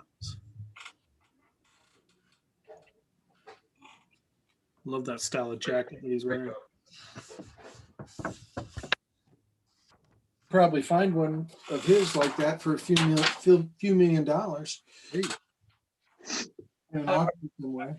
I was going to say, the thing that I always like about this time period of baseball is just the uniforms, the full fabric. There's just so much stuff, and there are these great photographers at that time, like Charles Conlon, and a guy like, I think Pete Thompson was another one, and there's a handful of these photographers that just, the shots they got were just so terrific. And, you know, again, taking full advantage of the folds. They're just of these old uniforms that they wore back in those That's days. a great piece, Chris. Pardon? I like your drawing. Oh, thank you. Yeah, nice. For those of you on the panel, just so you don't have to find it on the webpage, I texted you the new images. Okay. Oh, cool. Draw whatever you want. It's a free for all. I may sit this one out because I don't know whether I'm fading. Like I said, I've been under the weather.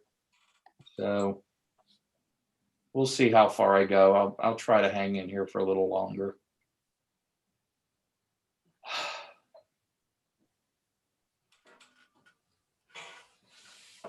Anyway, it's good to be back. It's great to have you back, Chris.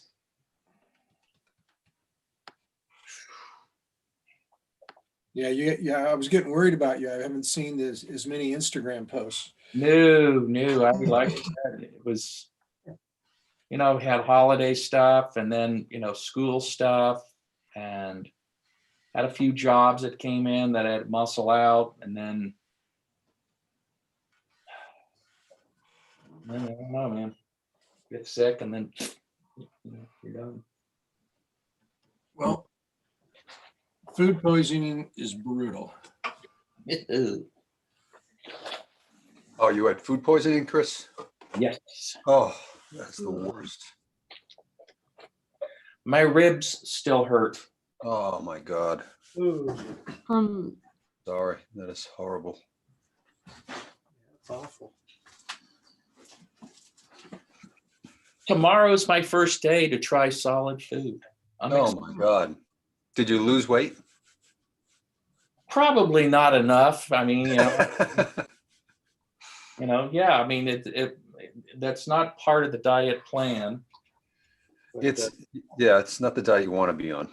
you know, It's not going to be a fad diet, I don't think. don't make me laugh like that. Oh, God. The undercooked chicken diet. Well, this was leftover crab meat. Oh no. Oh, Did you have a feeling when you were eating it? Were you like, huh?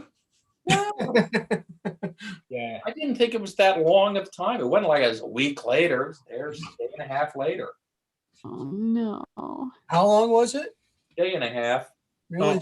Yeah, I think it takes at least 8 hours for it, is what I've had it twice, and I thought it was the end of me. Just a quick poll. Who's having dinner tonight while they're listening to Illustration Isolation? Sorry. I still get a kick out of I'm it. teasing. I think everybody's drawing. Chris, that it happened to me in Hubbard, Texas. At a family reunion, my aunt decided to drive across Texas with a salad that she made in the back window. Yay! Oh man. oh, Alberto just said, I'm having crab meat. You're welcome. I had some white broccoli with dinner. White broccoli. white broccoli. It's the best kind. Yeah. The new broccoli, white broccoli. Yeah. It was lemon pepper. That's It was funny. lemon pepper disease. Hey, so the audience, as far as I know, have moved on to the next image, but it appears that no one on the panel other than Bill. Well, I'm getting ready to photograph the post, so I can go upstairs. So I'm going to sign out, guys. Chris, thank you for showing up. Chris. Man. I hope you feel better. Bye. Yeah, and thank you for your stories. I mean, I love all the new baseball knowledge. It's pretty useless knowledge, but it's what I do. So, hey guys, thanks so much. We'll see you guys Chris. next week. All right, Chris. Have a good one. Thank you. See you, man. Yeah, see you soon. He is a riot. Yeah. I'm going to do the same. I'm actually going to post one. While everybody's still here.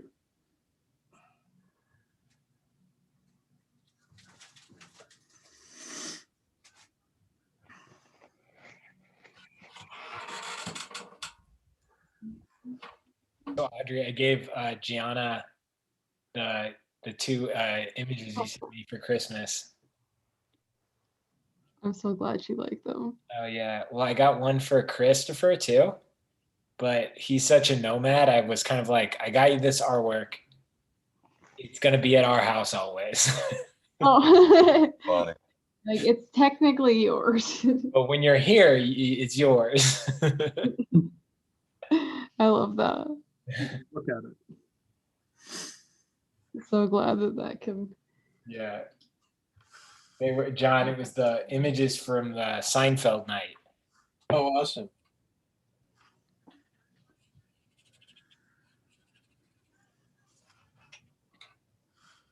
I still somehow need to get Chris's piece for the Wade brothers to you. I need to do that.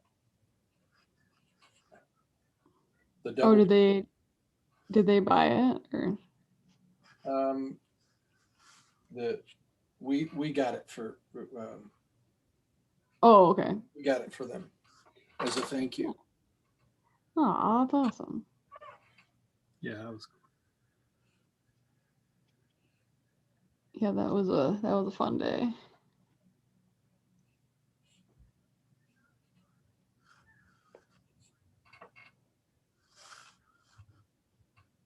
Talk about stories. Those guys were. Yeah, they've had some interesting experiences.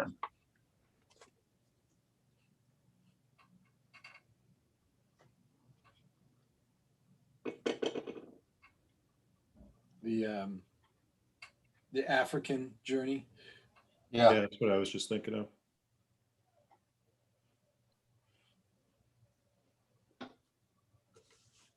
They've met more celebrities than I think anybody I've ever known. But what's wild is they could be at a dinner party or, at a get together and somebody can be talking about, they just don't name drop. They just don't. Oh, that's cool. It's kind of like unassuming. You would never assume it now. Yeah. That's kind of cool. So they wouldn't have told my Bob Peak story in Clint Eastwood tonight. Well, I think there's I mean, I love a celebrity story that. Uh,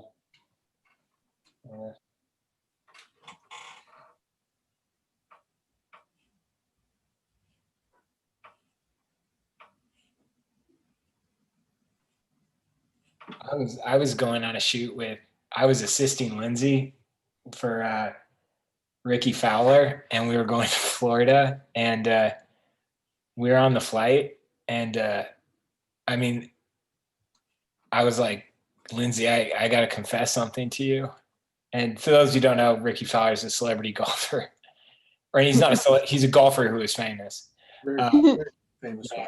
And I was like, I've got to confess something. And he was like, what? And I was like, I'm obsessed with Ricky Fowler. And That's funny. I don't know if I'm going to be able to control myself. Aw. No, I had no idea who Ricky Fowler was before the shoot. It's just, that that's is like really the funny. most nightmarish situation you could find yourself in with, is like an assistant who is starstruck. They were like, oh, this guy's going to be real helpful today. Yeah. Oh my God.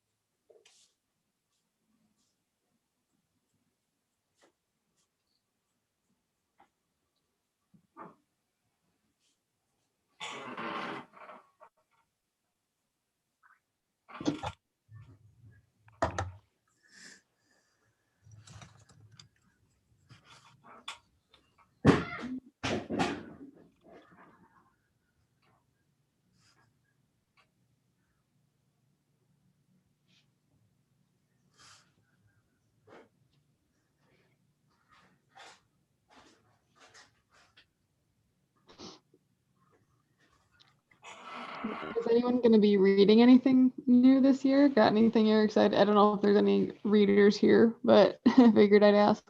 I was making my list last night.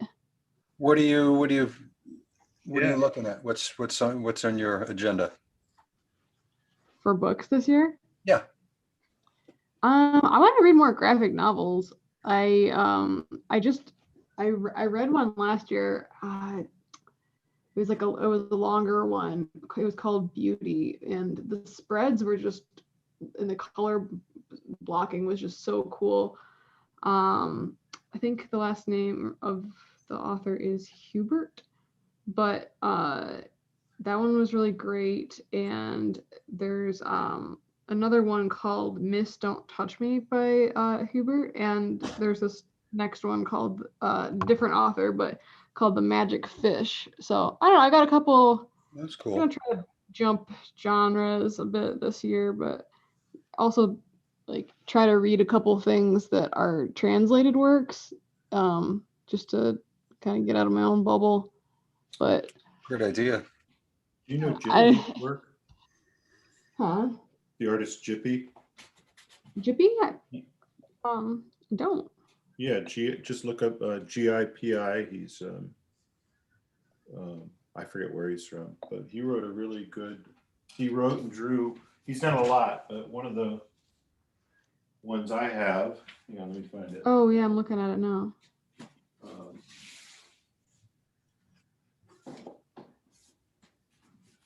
I've got one he did called The Innocents.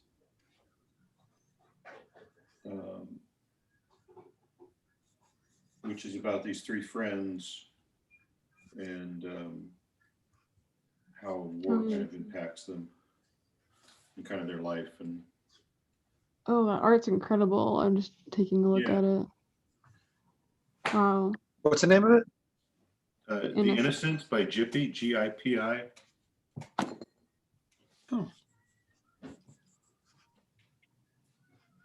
Check it out. I just finished Seth's Clyde Fans. Oh yeah. He's so good. I mean, it's super depressing, but Man, that guy is amazing. Yeah, it's really. I just love, like, I love his style, and he's not rushing anything, and it's the kind of thing I would have hated when I was a teenager, Mhm. you know. But really, I don't know. I'm just blown away by his work. Yeah, it's really good stuff.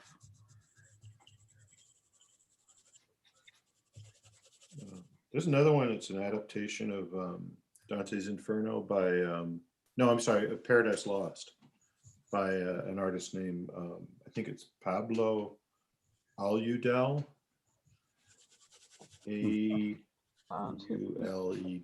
something like that. Really beautiful work.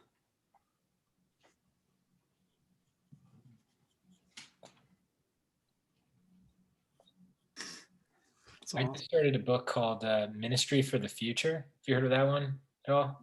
No. Lauren Panapinto actually designed the cover, which was wild because I didn't notice it until Gianna was like, "Oh, that's cool. Lauren Panapinto did the cover." Oh, wow.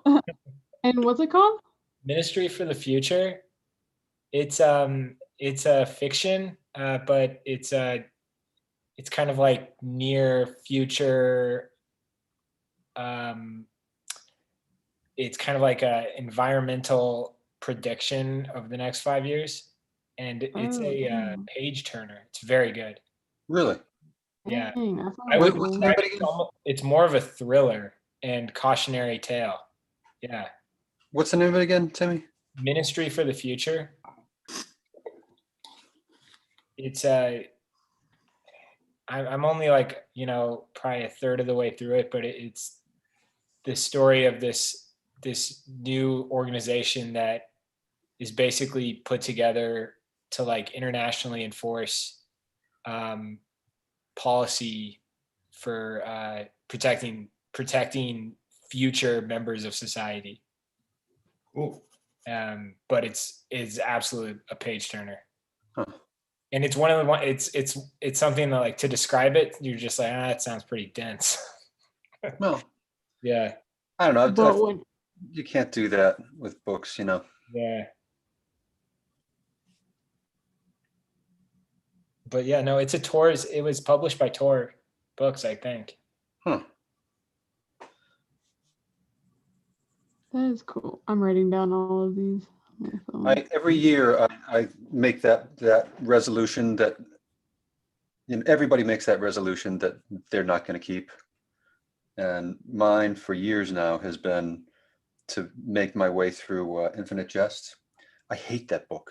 Oh my God, why would you do that to yourself, Dale? Oh my God, I hate that book. Why? Why are you doing that? I don't know. I just feel like you've like established a relationship with it now. Like a hate relationship. yeah. I feel he's so brilliant. David Foster Wallace was just, I think he was just brilliant. And like everybody says, oh, this is one of the great literary works of the 20th century. And I'd like to do hard things, but I just feel like he's purposely wasting my time. Wow. Oh, I hate that book. Maybe that's what it is. Maybe like trying to read it is the Infinite Jest. Yeah. Yeah. Well, yeah. Dale, I was an English major, and Okay. I had an instructor who pushed back really hard on the department enforcing Finnegan's Wake as a and Yes. his explanation was only one person has ever truly read Finnegan's That's funny. Wake. That's funny. and it was James Joyce. Right. And he didn't read it all the way through. No, He just no wrote way it. he read it. That's funny. I love the book Deliverance by James Dickey. But I tried to read his second book, which was called To the White Sea. And I just could not. It was just like the most horrible read. Just really. I forced myself to get through it, but I was just like, what a waste of my time. have time. And So there are books that are really difficult to get through, and I've hated the experience, but then afterwards I think, you know what, that was actually worth making it through. So, and that's why I keep coming back to this. Like I read Cormac McCarthy's Blood Meridian. Um, Mhm. Oh yeah. I guess that was it's- tough. I Oh guess- really? I thought that was tough. Why, It's is a bit anybody more else- biblical than his other stuff. What did you say? It's almost biblical compared to his other stuff. It is, yeah, yeah. But I thought afterwards it was like, you know what, that was pretty epic. I'm glad I did that. But yeah, Infinite Jest is just really. You can tell I've already bailed out. There's like a 5-minute David Foster Wallace like speech on YouTube, and I feel like you could just listen to that, Dale. Call Oh, it a year. is it the graduation thing? This is water? Water. Love that. Yeah, this is water. That's great. so you're good. You're done. You don't need to. Did you watch the film with Jason Segel, No, David Foster Wallace? no. I was at that point. I was very angry with him. So I Oh, you should give it a try, Dale. yeah. I think that would be like the spark notes of Infinite Jest. All right. I'll give that a shot. Yeah. I have this book called Snow that I've been trying to finish for like a year now, and I read it. I read about a chapter of it a month, and What book have you started the most and never finished? That one. Oh, Yeah. Bill, that one probably, yeah. Infinite Jest, everybody? That's funny. Audrey, do you have a book that you haven't? Sorry, what was that again? Oh, I said books that we've started the most times. Oh, Frankenstein Finished. is another one. Yeah, Frankenstein? Yeah. okay. Look, I mean, there is like a book that I started a couple times, but it's not anything good. I like it was like I don't know. I almost had this like anti goal. I wanted to go into a bookstore and buy like the thing that was like the silliest or the most random book I could find. So I found a book in the paranormal romance section. Oh, wow. And The what? so there was The- so it was like a paperback paranormal romance, and I had started it a couple of times, and the plot was like oh my god, it was like this vampiric soap opera of like nonsense. I don't even remember what it was called, but I remember trying to start it like as my airplane book like a couple of times, and I just like I could never get into it, but it was funny. It almost would be better as like a drunk history sort of format. Oh, that's awesome. Yeah. That's awesome. Whenever But I could, yeah, yeah. whenever I leave home, I have our Alexa read War and Peace to our dogs. Oh, yeah. really? Yeah, and they've finished it. Are you? No kidding. That's pretty Yeah, I amazing. thought it was one day I was leaving and I was like, that'd be pretty funny if like I could say my dogs read War and Peace. Have you ever read that or anything? No. War and Peace is a tough one. If you can tell me the difference between War and Peace and a phone book. Actually, they use well, I don't know if they use it now, but the KGB used like your analysis of War and Peace as kind of a test. Like one of the, they use it as a finishing test. Like, what is the essence? What is it about? Oh, wow. And I've been trying to figure that out. I have a Russian friend who has been, who gave that challenge to me, and it's hard. I can't just sum it up, or gosh, you have to sum it up in one word. There was something, I got to talk to her again about it. But So you've read it, Don? no, I've tried. When you were talking about books I've started and I've started that. It's like it's supposed to be like the best sentence ever written in Russian. Oh, Yeah. It's a War and Peace, and it translates like drops dripped. Oh yeah, yep. It doesn't. Yeah, the translation doesn't come through, but it's like, Yeah. yeah, there's some. I've tried reading the Brothers Karamazov a couple of times. Same here. I Yeah. mean, you know, and I've gotten about, you know, a little over halfway through, and then I forget about reading it. It's just tough. It's tough. What about A Day in the Life of Ivan Denisovich?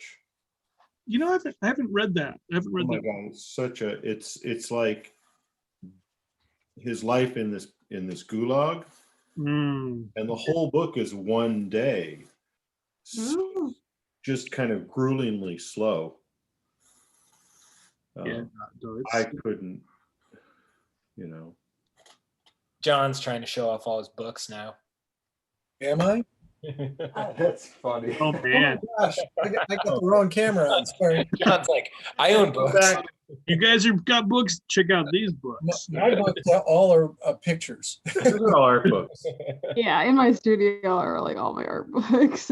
I wasn't trying to do that. I'm sorry. I know. I thought it was so funny. I've been trying to get through. I picked up a copy of, and I forget the title, but it's the term surveillance capitalism. After I watched there was that documentary. Oh yeah, I know that book. Yeah, and but I've started it a couple of times, and it's great, but I need to dive into some fiction right now. You know. I started that book too, and I found a lecture by the author that basically summed up the whole book. Ooh, like you gotta send that to me. Yeah, it was like a 2-hour lecture by the author. I think it was like basically for anyone who wanted to have a discussion about that topic, like without reading the book. She was really adamant about people knowing, you know. Yeah, but I know which one you're talking about. Yeah, yeah. It's great, but it's just, you know, it's pretty sobering, you know, when you get in, you're like, oh man. And I think it's just right now I need to set it aside for a bit. I mean, it's important. I guess in summary, it's basically about like human information and data being like the new commodity. So it's relevant. Yeah. I keep thinking about, I think it's from that book. It might not be, when as far as, you know, online things, you know, when something's free, you're the product. Oh yeah, good quote. Yeah. Yeah, and like that's always on my mind now when I'm looking at whatever on Facebook or Instagram, and it's like I am being observed. Yeah, right? yeah, nothing's free unless you're the product. I don't care that much. It's just, you know, I know that can't really end well. All right. I think I I don't have know. a question about art books in particular. How many of you actually read your art books? Bill, I was just going to ask that. Oh my God, that's so funny. I'm so guilty of having them, looking at them, reading little bits of them here and there. But sitting down and reading one cover to cover seems like an arduous task. You know why? I generally read them, but they're not good writers. You know, most of the people who write these books they are not good writers. Right. Yeah, And it's usually really self-conscious. I feel like if they got artists to write the books, they would be better. Yeah, I think artists would That's a speak more prejudice. plainly. Yeah. I mean, maybe that's an unfair prejudice, but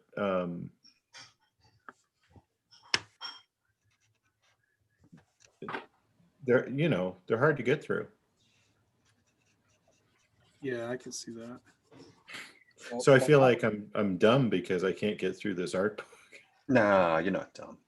No. A guest speaker, Stephen Walker, last semester in the visual arts passage, and he had published a book on his fine artwork. He had self-published it. Yeah. And I think it might be one of the first art books I've read start to finish. It was Oh. very short, but it was an interesting story. I really enjoyed it. Oh, cool. It was nicely put together. It was John. I agree. And I bought that because I saw his talk, and he was so good that I thought I got to support this guy. Yeah, that's well, I mean, I had bought it like right when it came out, and yeah, it made me feel good. I don't know how, I don't know what else to say. It just made me. His story was good, and the fact that I know him and he's a good artist, and That's he cool. did a great talk in our program too.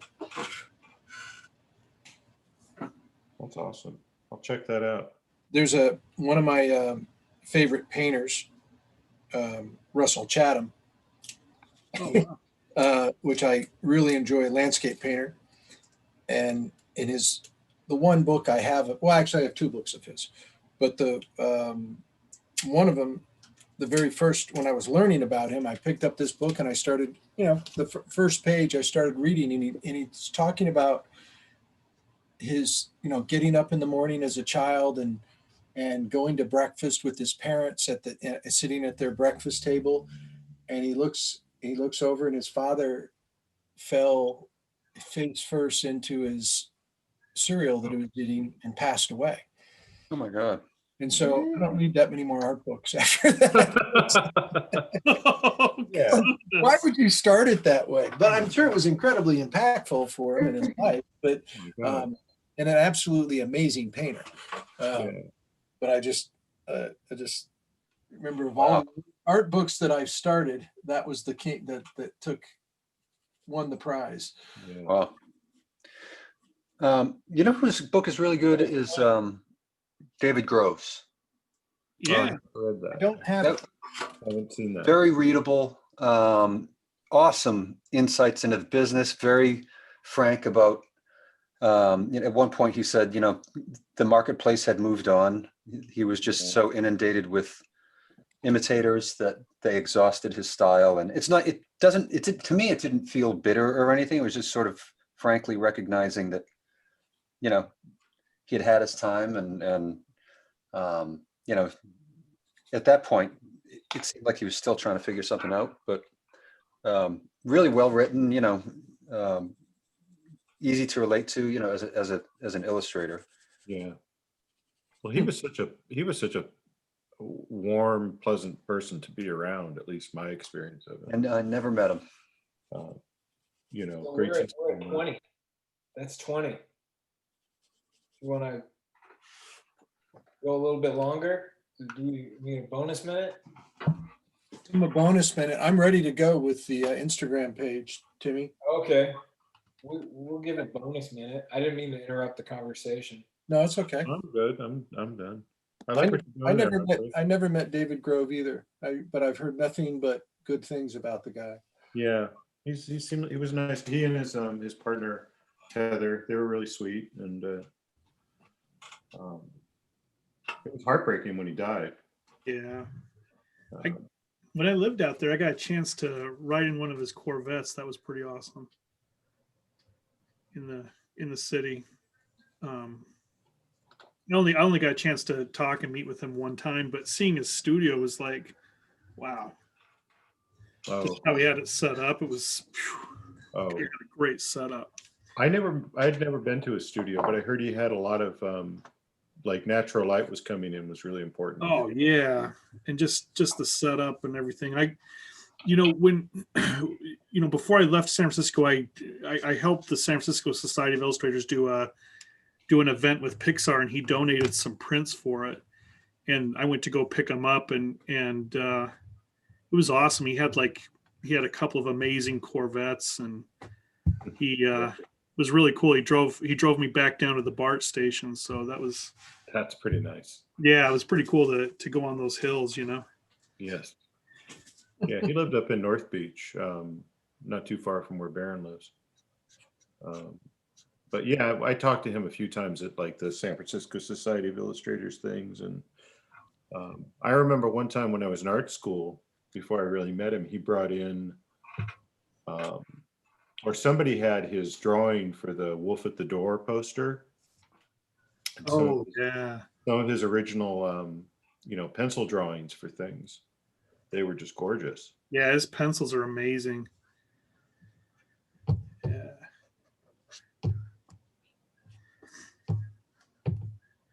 Yeah, I think I have. I was able to keep one of those prints. It's one of his automobile, one of his car ones, classic, vintage car one. I've got a. I really like how you framed that, Don. I think I was able to keep one of those prints. Oh man, yeah. Well, truth be told, I've we've moved a bit, and I just there's so much stuff I want to hang up, and it kills me, man. I've not been able to hang hardly any of it up. It's funny. It's funny how many people's life drawings get lost at the Illustration Academy. That's funny. And I don't, it's like you can't throw them out. You got to keep them. You got to do something with them. So, Yeah. I think I was able to keep one of them. I like that. You kept one of those. I'm going to use that for sure. I know.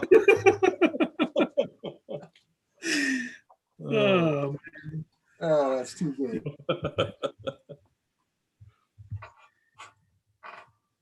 Oh, that looks great. Oh, thanks. That's beautiful.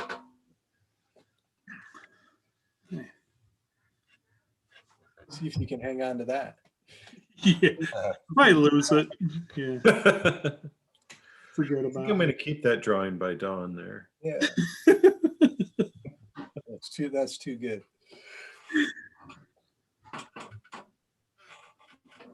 We're both using Posca markers, but you're actually using them right, and I'm fumbling around with them.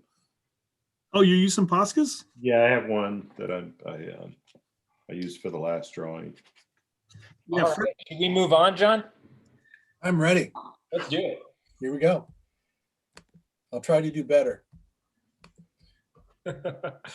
John, make good decisions. You I'm bet. not going anywhere but here. So, Audrey, I like what you're doing there too. Oh, thanks. I like the little teeny legs. Yeah, it's my favorite part. That's awesome. and we would have to start with this guy. Man, every time. Yeah. What a great drawing. His Great Trump that he posted this week was amazing. Oh my God, Oh. that's so good. And Bill, when Bill said it looks like it should have an award at the Society of Illustrators, and the only thing I could write is agree. I mean, it looks like an award-winning illustration. Yeah. Nice. I'm like, if I was a judge, that would be the gold medal winner. Yeah. Oh, nice. Nice. Very nice. All right, Chris. Oh, that's cool. Yeah.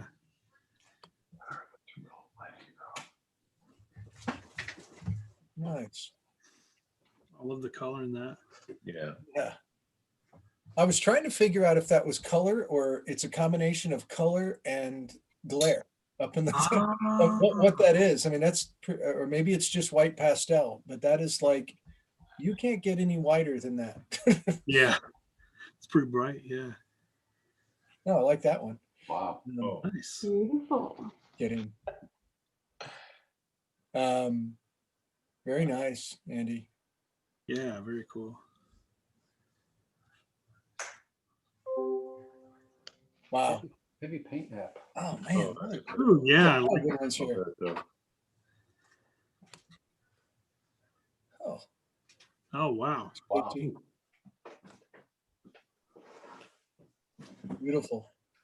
Nice way to control that green. Yeah.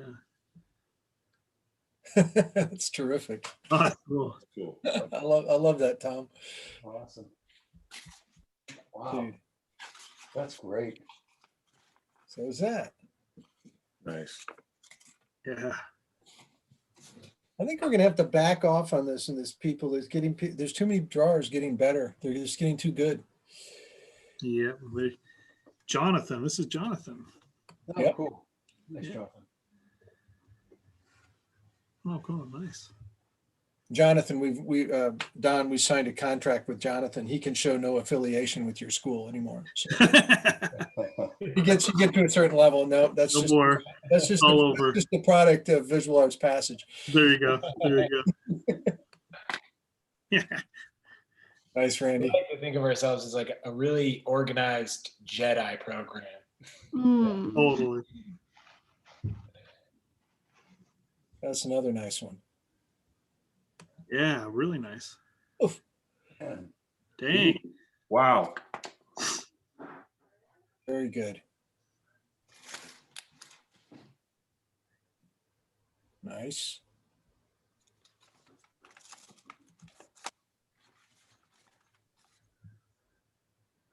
Oh wow. Should. Oh, that's fun. Hey, hey. Very fun. Nice one, cheese.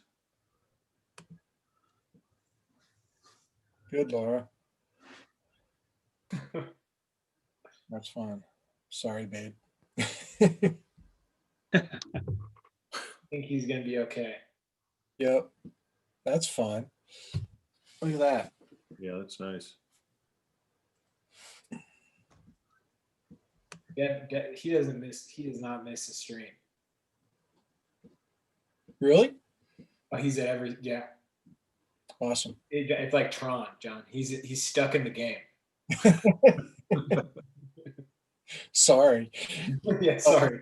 Well, that's good. Wow, that's nice. Nice energy.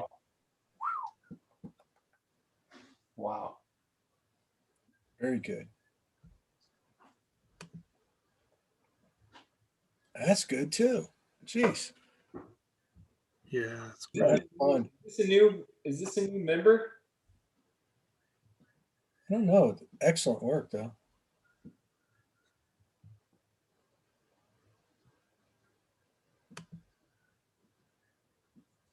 I don't know if that's their first time with us or not. Oh, that's a nice one, Andy. Yeah. What attitude. Very fun. Hey. Say quoi, the best Instagram handle. C'est quoi? Johnny said that's awesome. Wow, nice, Marcy.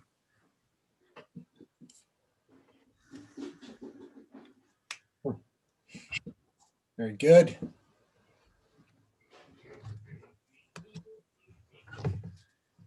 Oh wow. Fun. That's pretty cool. Almost in the direction of Modigliani. Yeah. Yeah. It kind of has that real interesting. Nice, that's a real compliment.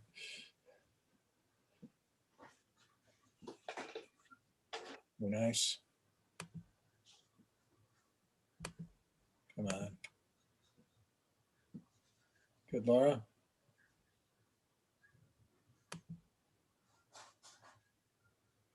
Nice, Mike. Good drawing.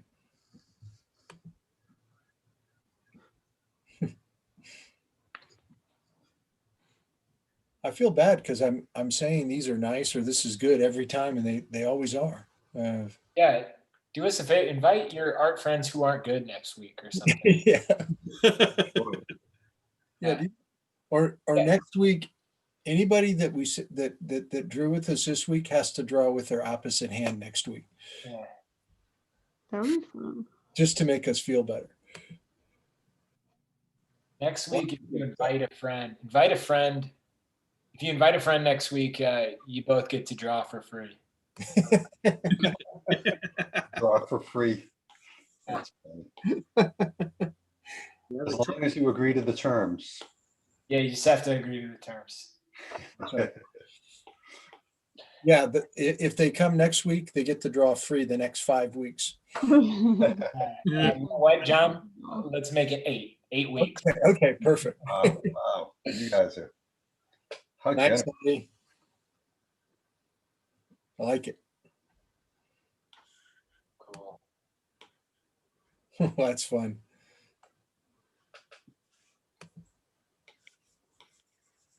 Man, a lot of good stuff. Very nice.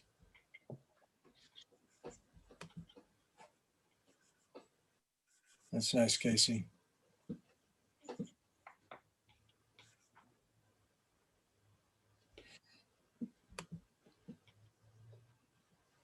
Jiz, nice job.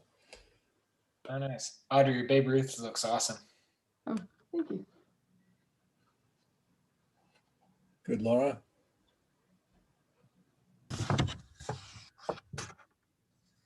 Okay, Cool. what do we got here?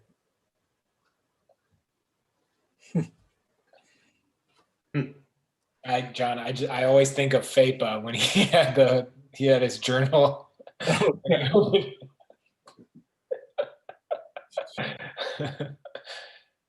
forgot about that. I remember being like, John, go, just go. Funny. It looked nefarious at first. Something bad could happen. Yeah. That's really beautiful, Andy.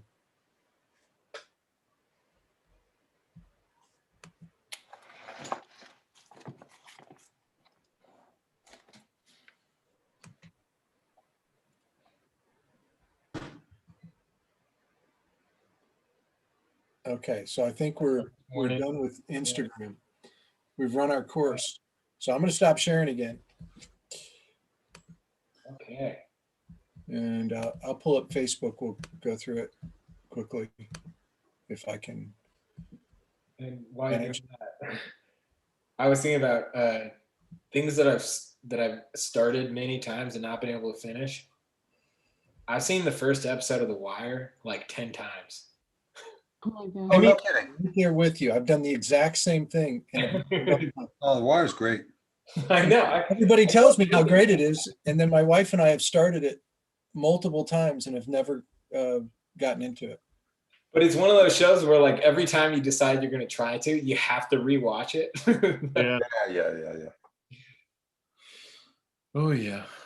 Yeah. Okay, give me a second. I'm struggling with something here. Need that in between music.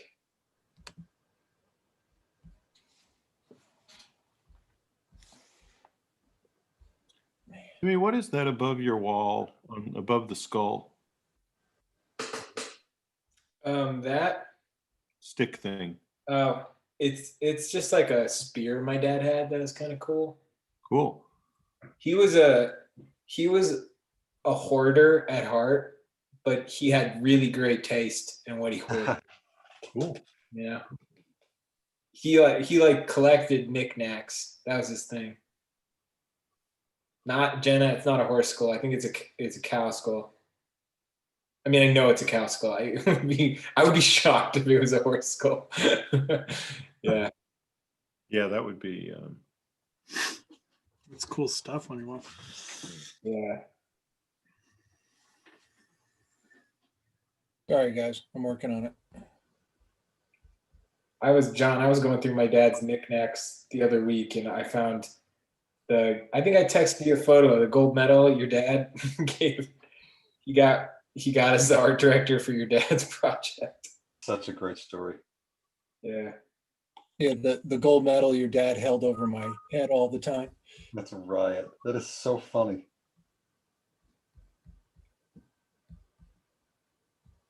All right, I'm going to apologize here. I have to ask a question. This keeps coming up in a different form. What do I want to click on to see? All right. John, we're going to Instagram. I keep pulling it up and it's coming up. Usually it says see all, and right now I'm seeing your dartboard. Oh, you trying to go to Facebook? Yeah, Facebook. Okay. Okay, 1 second.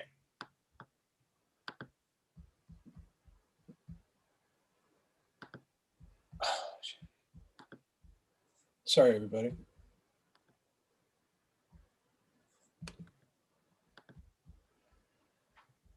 All right, John, don't worry about it. Okay, I'll let you go.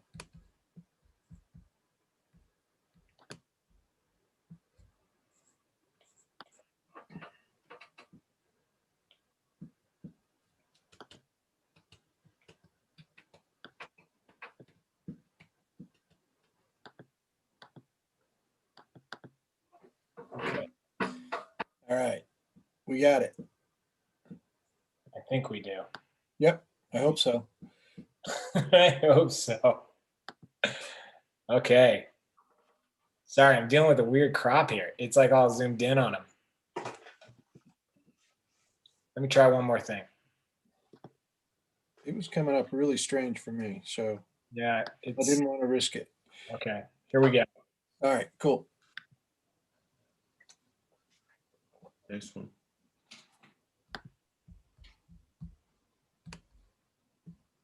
Nice, Chris. Oh man, that's fun. That is cool. Well, that's cool. Oh, that's fun.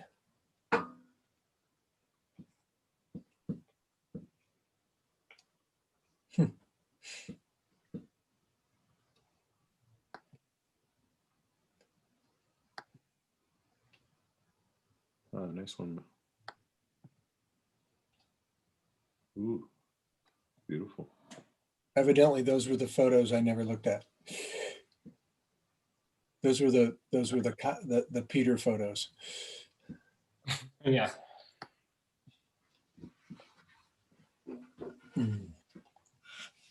Very nice. Cool.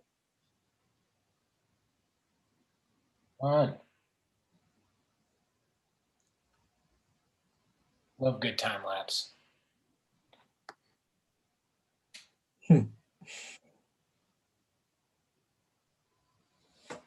Cool. Nice. Good piece. Mm-hmm. Oh, that's really good. Yeah, very nice. Sweet. Very good.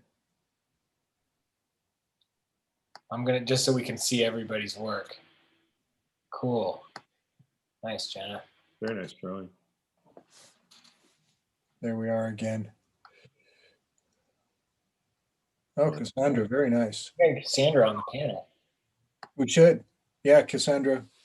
You've been publicly invited. She's one of our guest speakers this semester. By the way, Timmy, you know we're enrolling right now. No way. Yeah, so Yeah. just a reminder. Yeah, and if a mentorship is outside your possibility right now, check out Studio Bridge. Absolutely. Listen to Ray Bonilla Monday night. Sweet. Really great stuff. Hey, there she is. Oh, that's cool. Nice. That's great. I love her work. Oh, nice drawing. Crow, first time drawing with us. Thanks for joining. Hi, Roberta. Roberto, nice.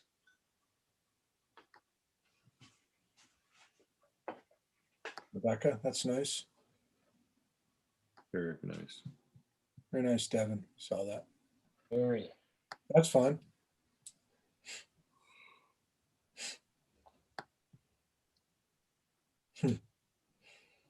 Man.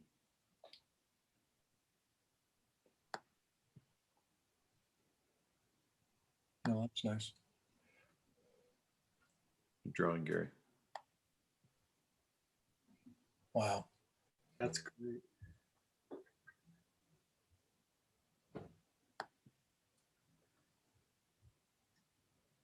Nice. So many good ones. That's nice. Fun. Cool. Veronica. Oh, cool. I like seeing the time lapse traditional. That's kind of fun. Yeah, it is. We're so caught up into the Procreate. Good job. Very cool. I think that it started over. We did a loop. Yeah. Okay. I just get stuck here watching the same video over and over again. Pretty good, Doug. Wow. Awesome, Doug. Huh. Nice, Andrew. I think Timmy's in a trance. Your dogs have stepped in after War and Peace, and they're Yeah. They think of me as kind of a Luddite. Hey, Timmy, it's in a loop. Oh, that's cool. I just want like an alternate universe where your dogs are like competing in trivia and they actually Totally, Audrey. like fun fact. Veronica, thank you. Yeah, thanks, Veronica. That's awesome. Sweet, Chris. Oh, that's fun. I think that's last week. Look at that. Way to Nice. go. Dang. Yeah. Killer.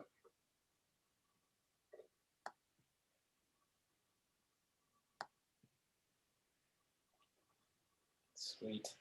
Very nice.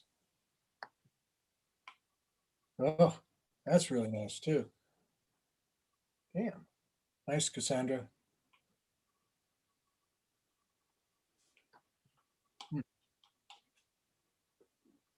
Nice, Doug. I thought this was so funny that Brandon did this. Yeah. This was from last week, right? Yeah. Yep. That's it. All right, everybody. Very fun night. Always entertaining. Thank you, Chris, who's already left. Thank you, Don Kilpatrick and Dale Stefanos and Audrey Benjaminson and Bill Cobe and Timmy. And did I miss anybody? I think I got us all. But always fun to draw with you guys and everybody else that's drawing. I feel pressure from the crowd. So many good ones. That was great. Yep. Thank you all. Thanks, Jim. Thanks, John. Thanks. All right. Take care. Yeah. Nice night. Good night, guys.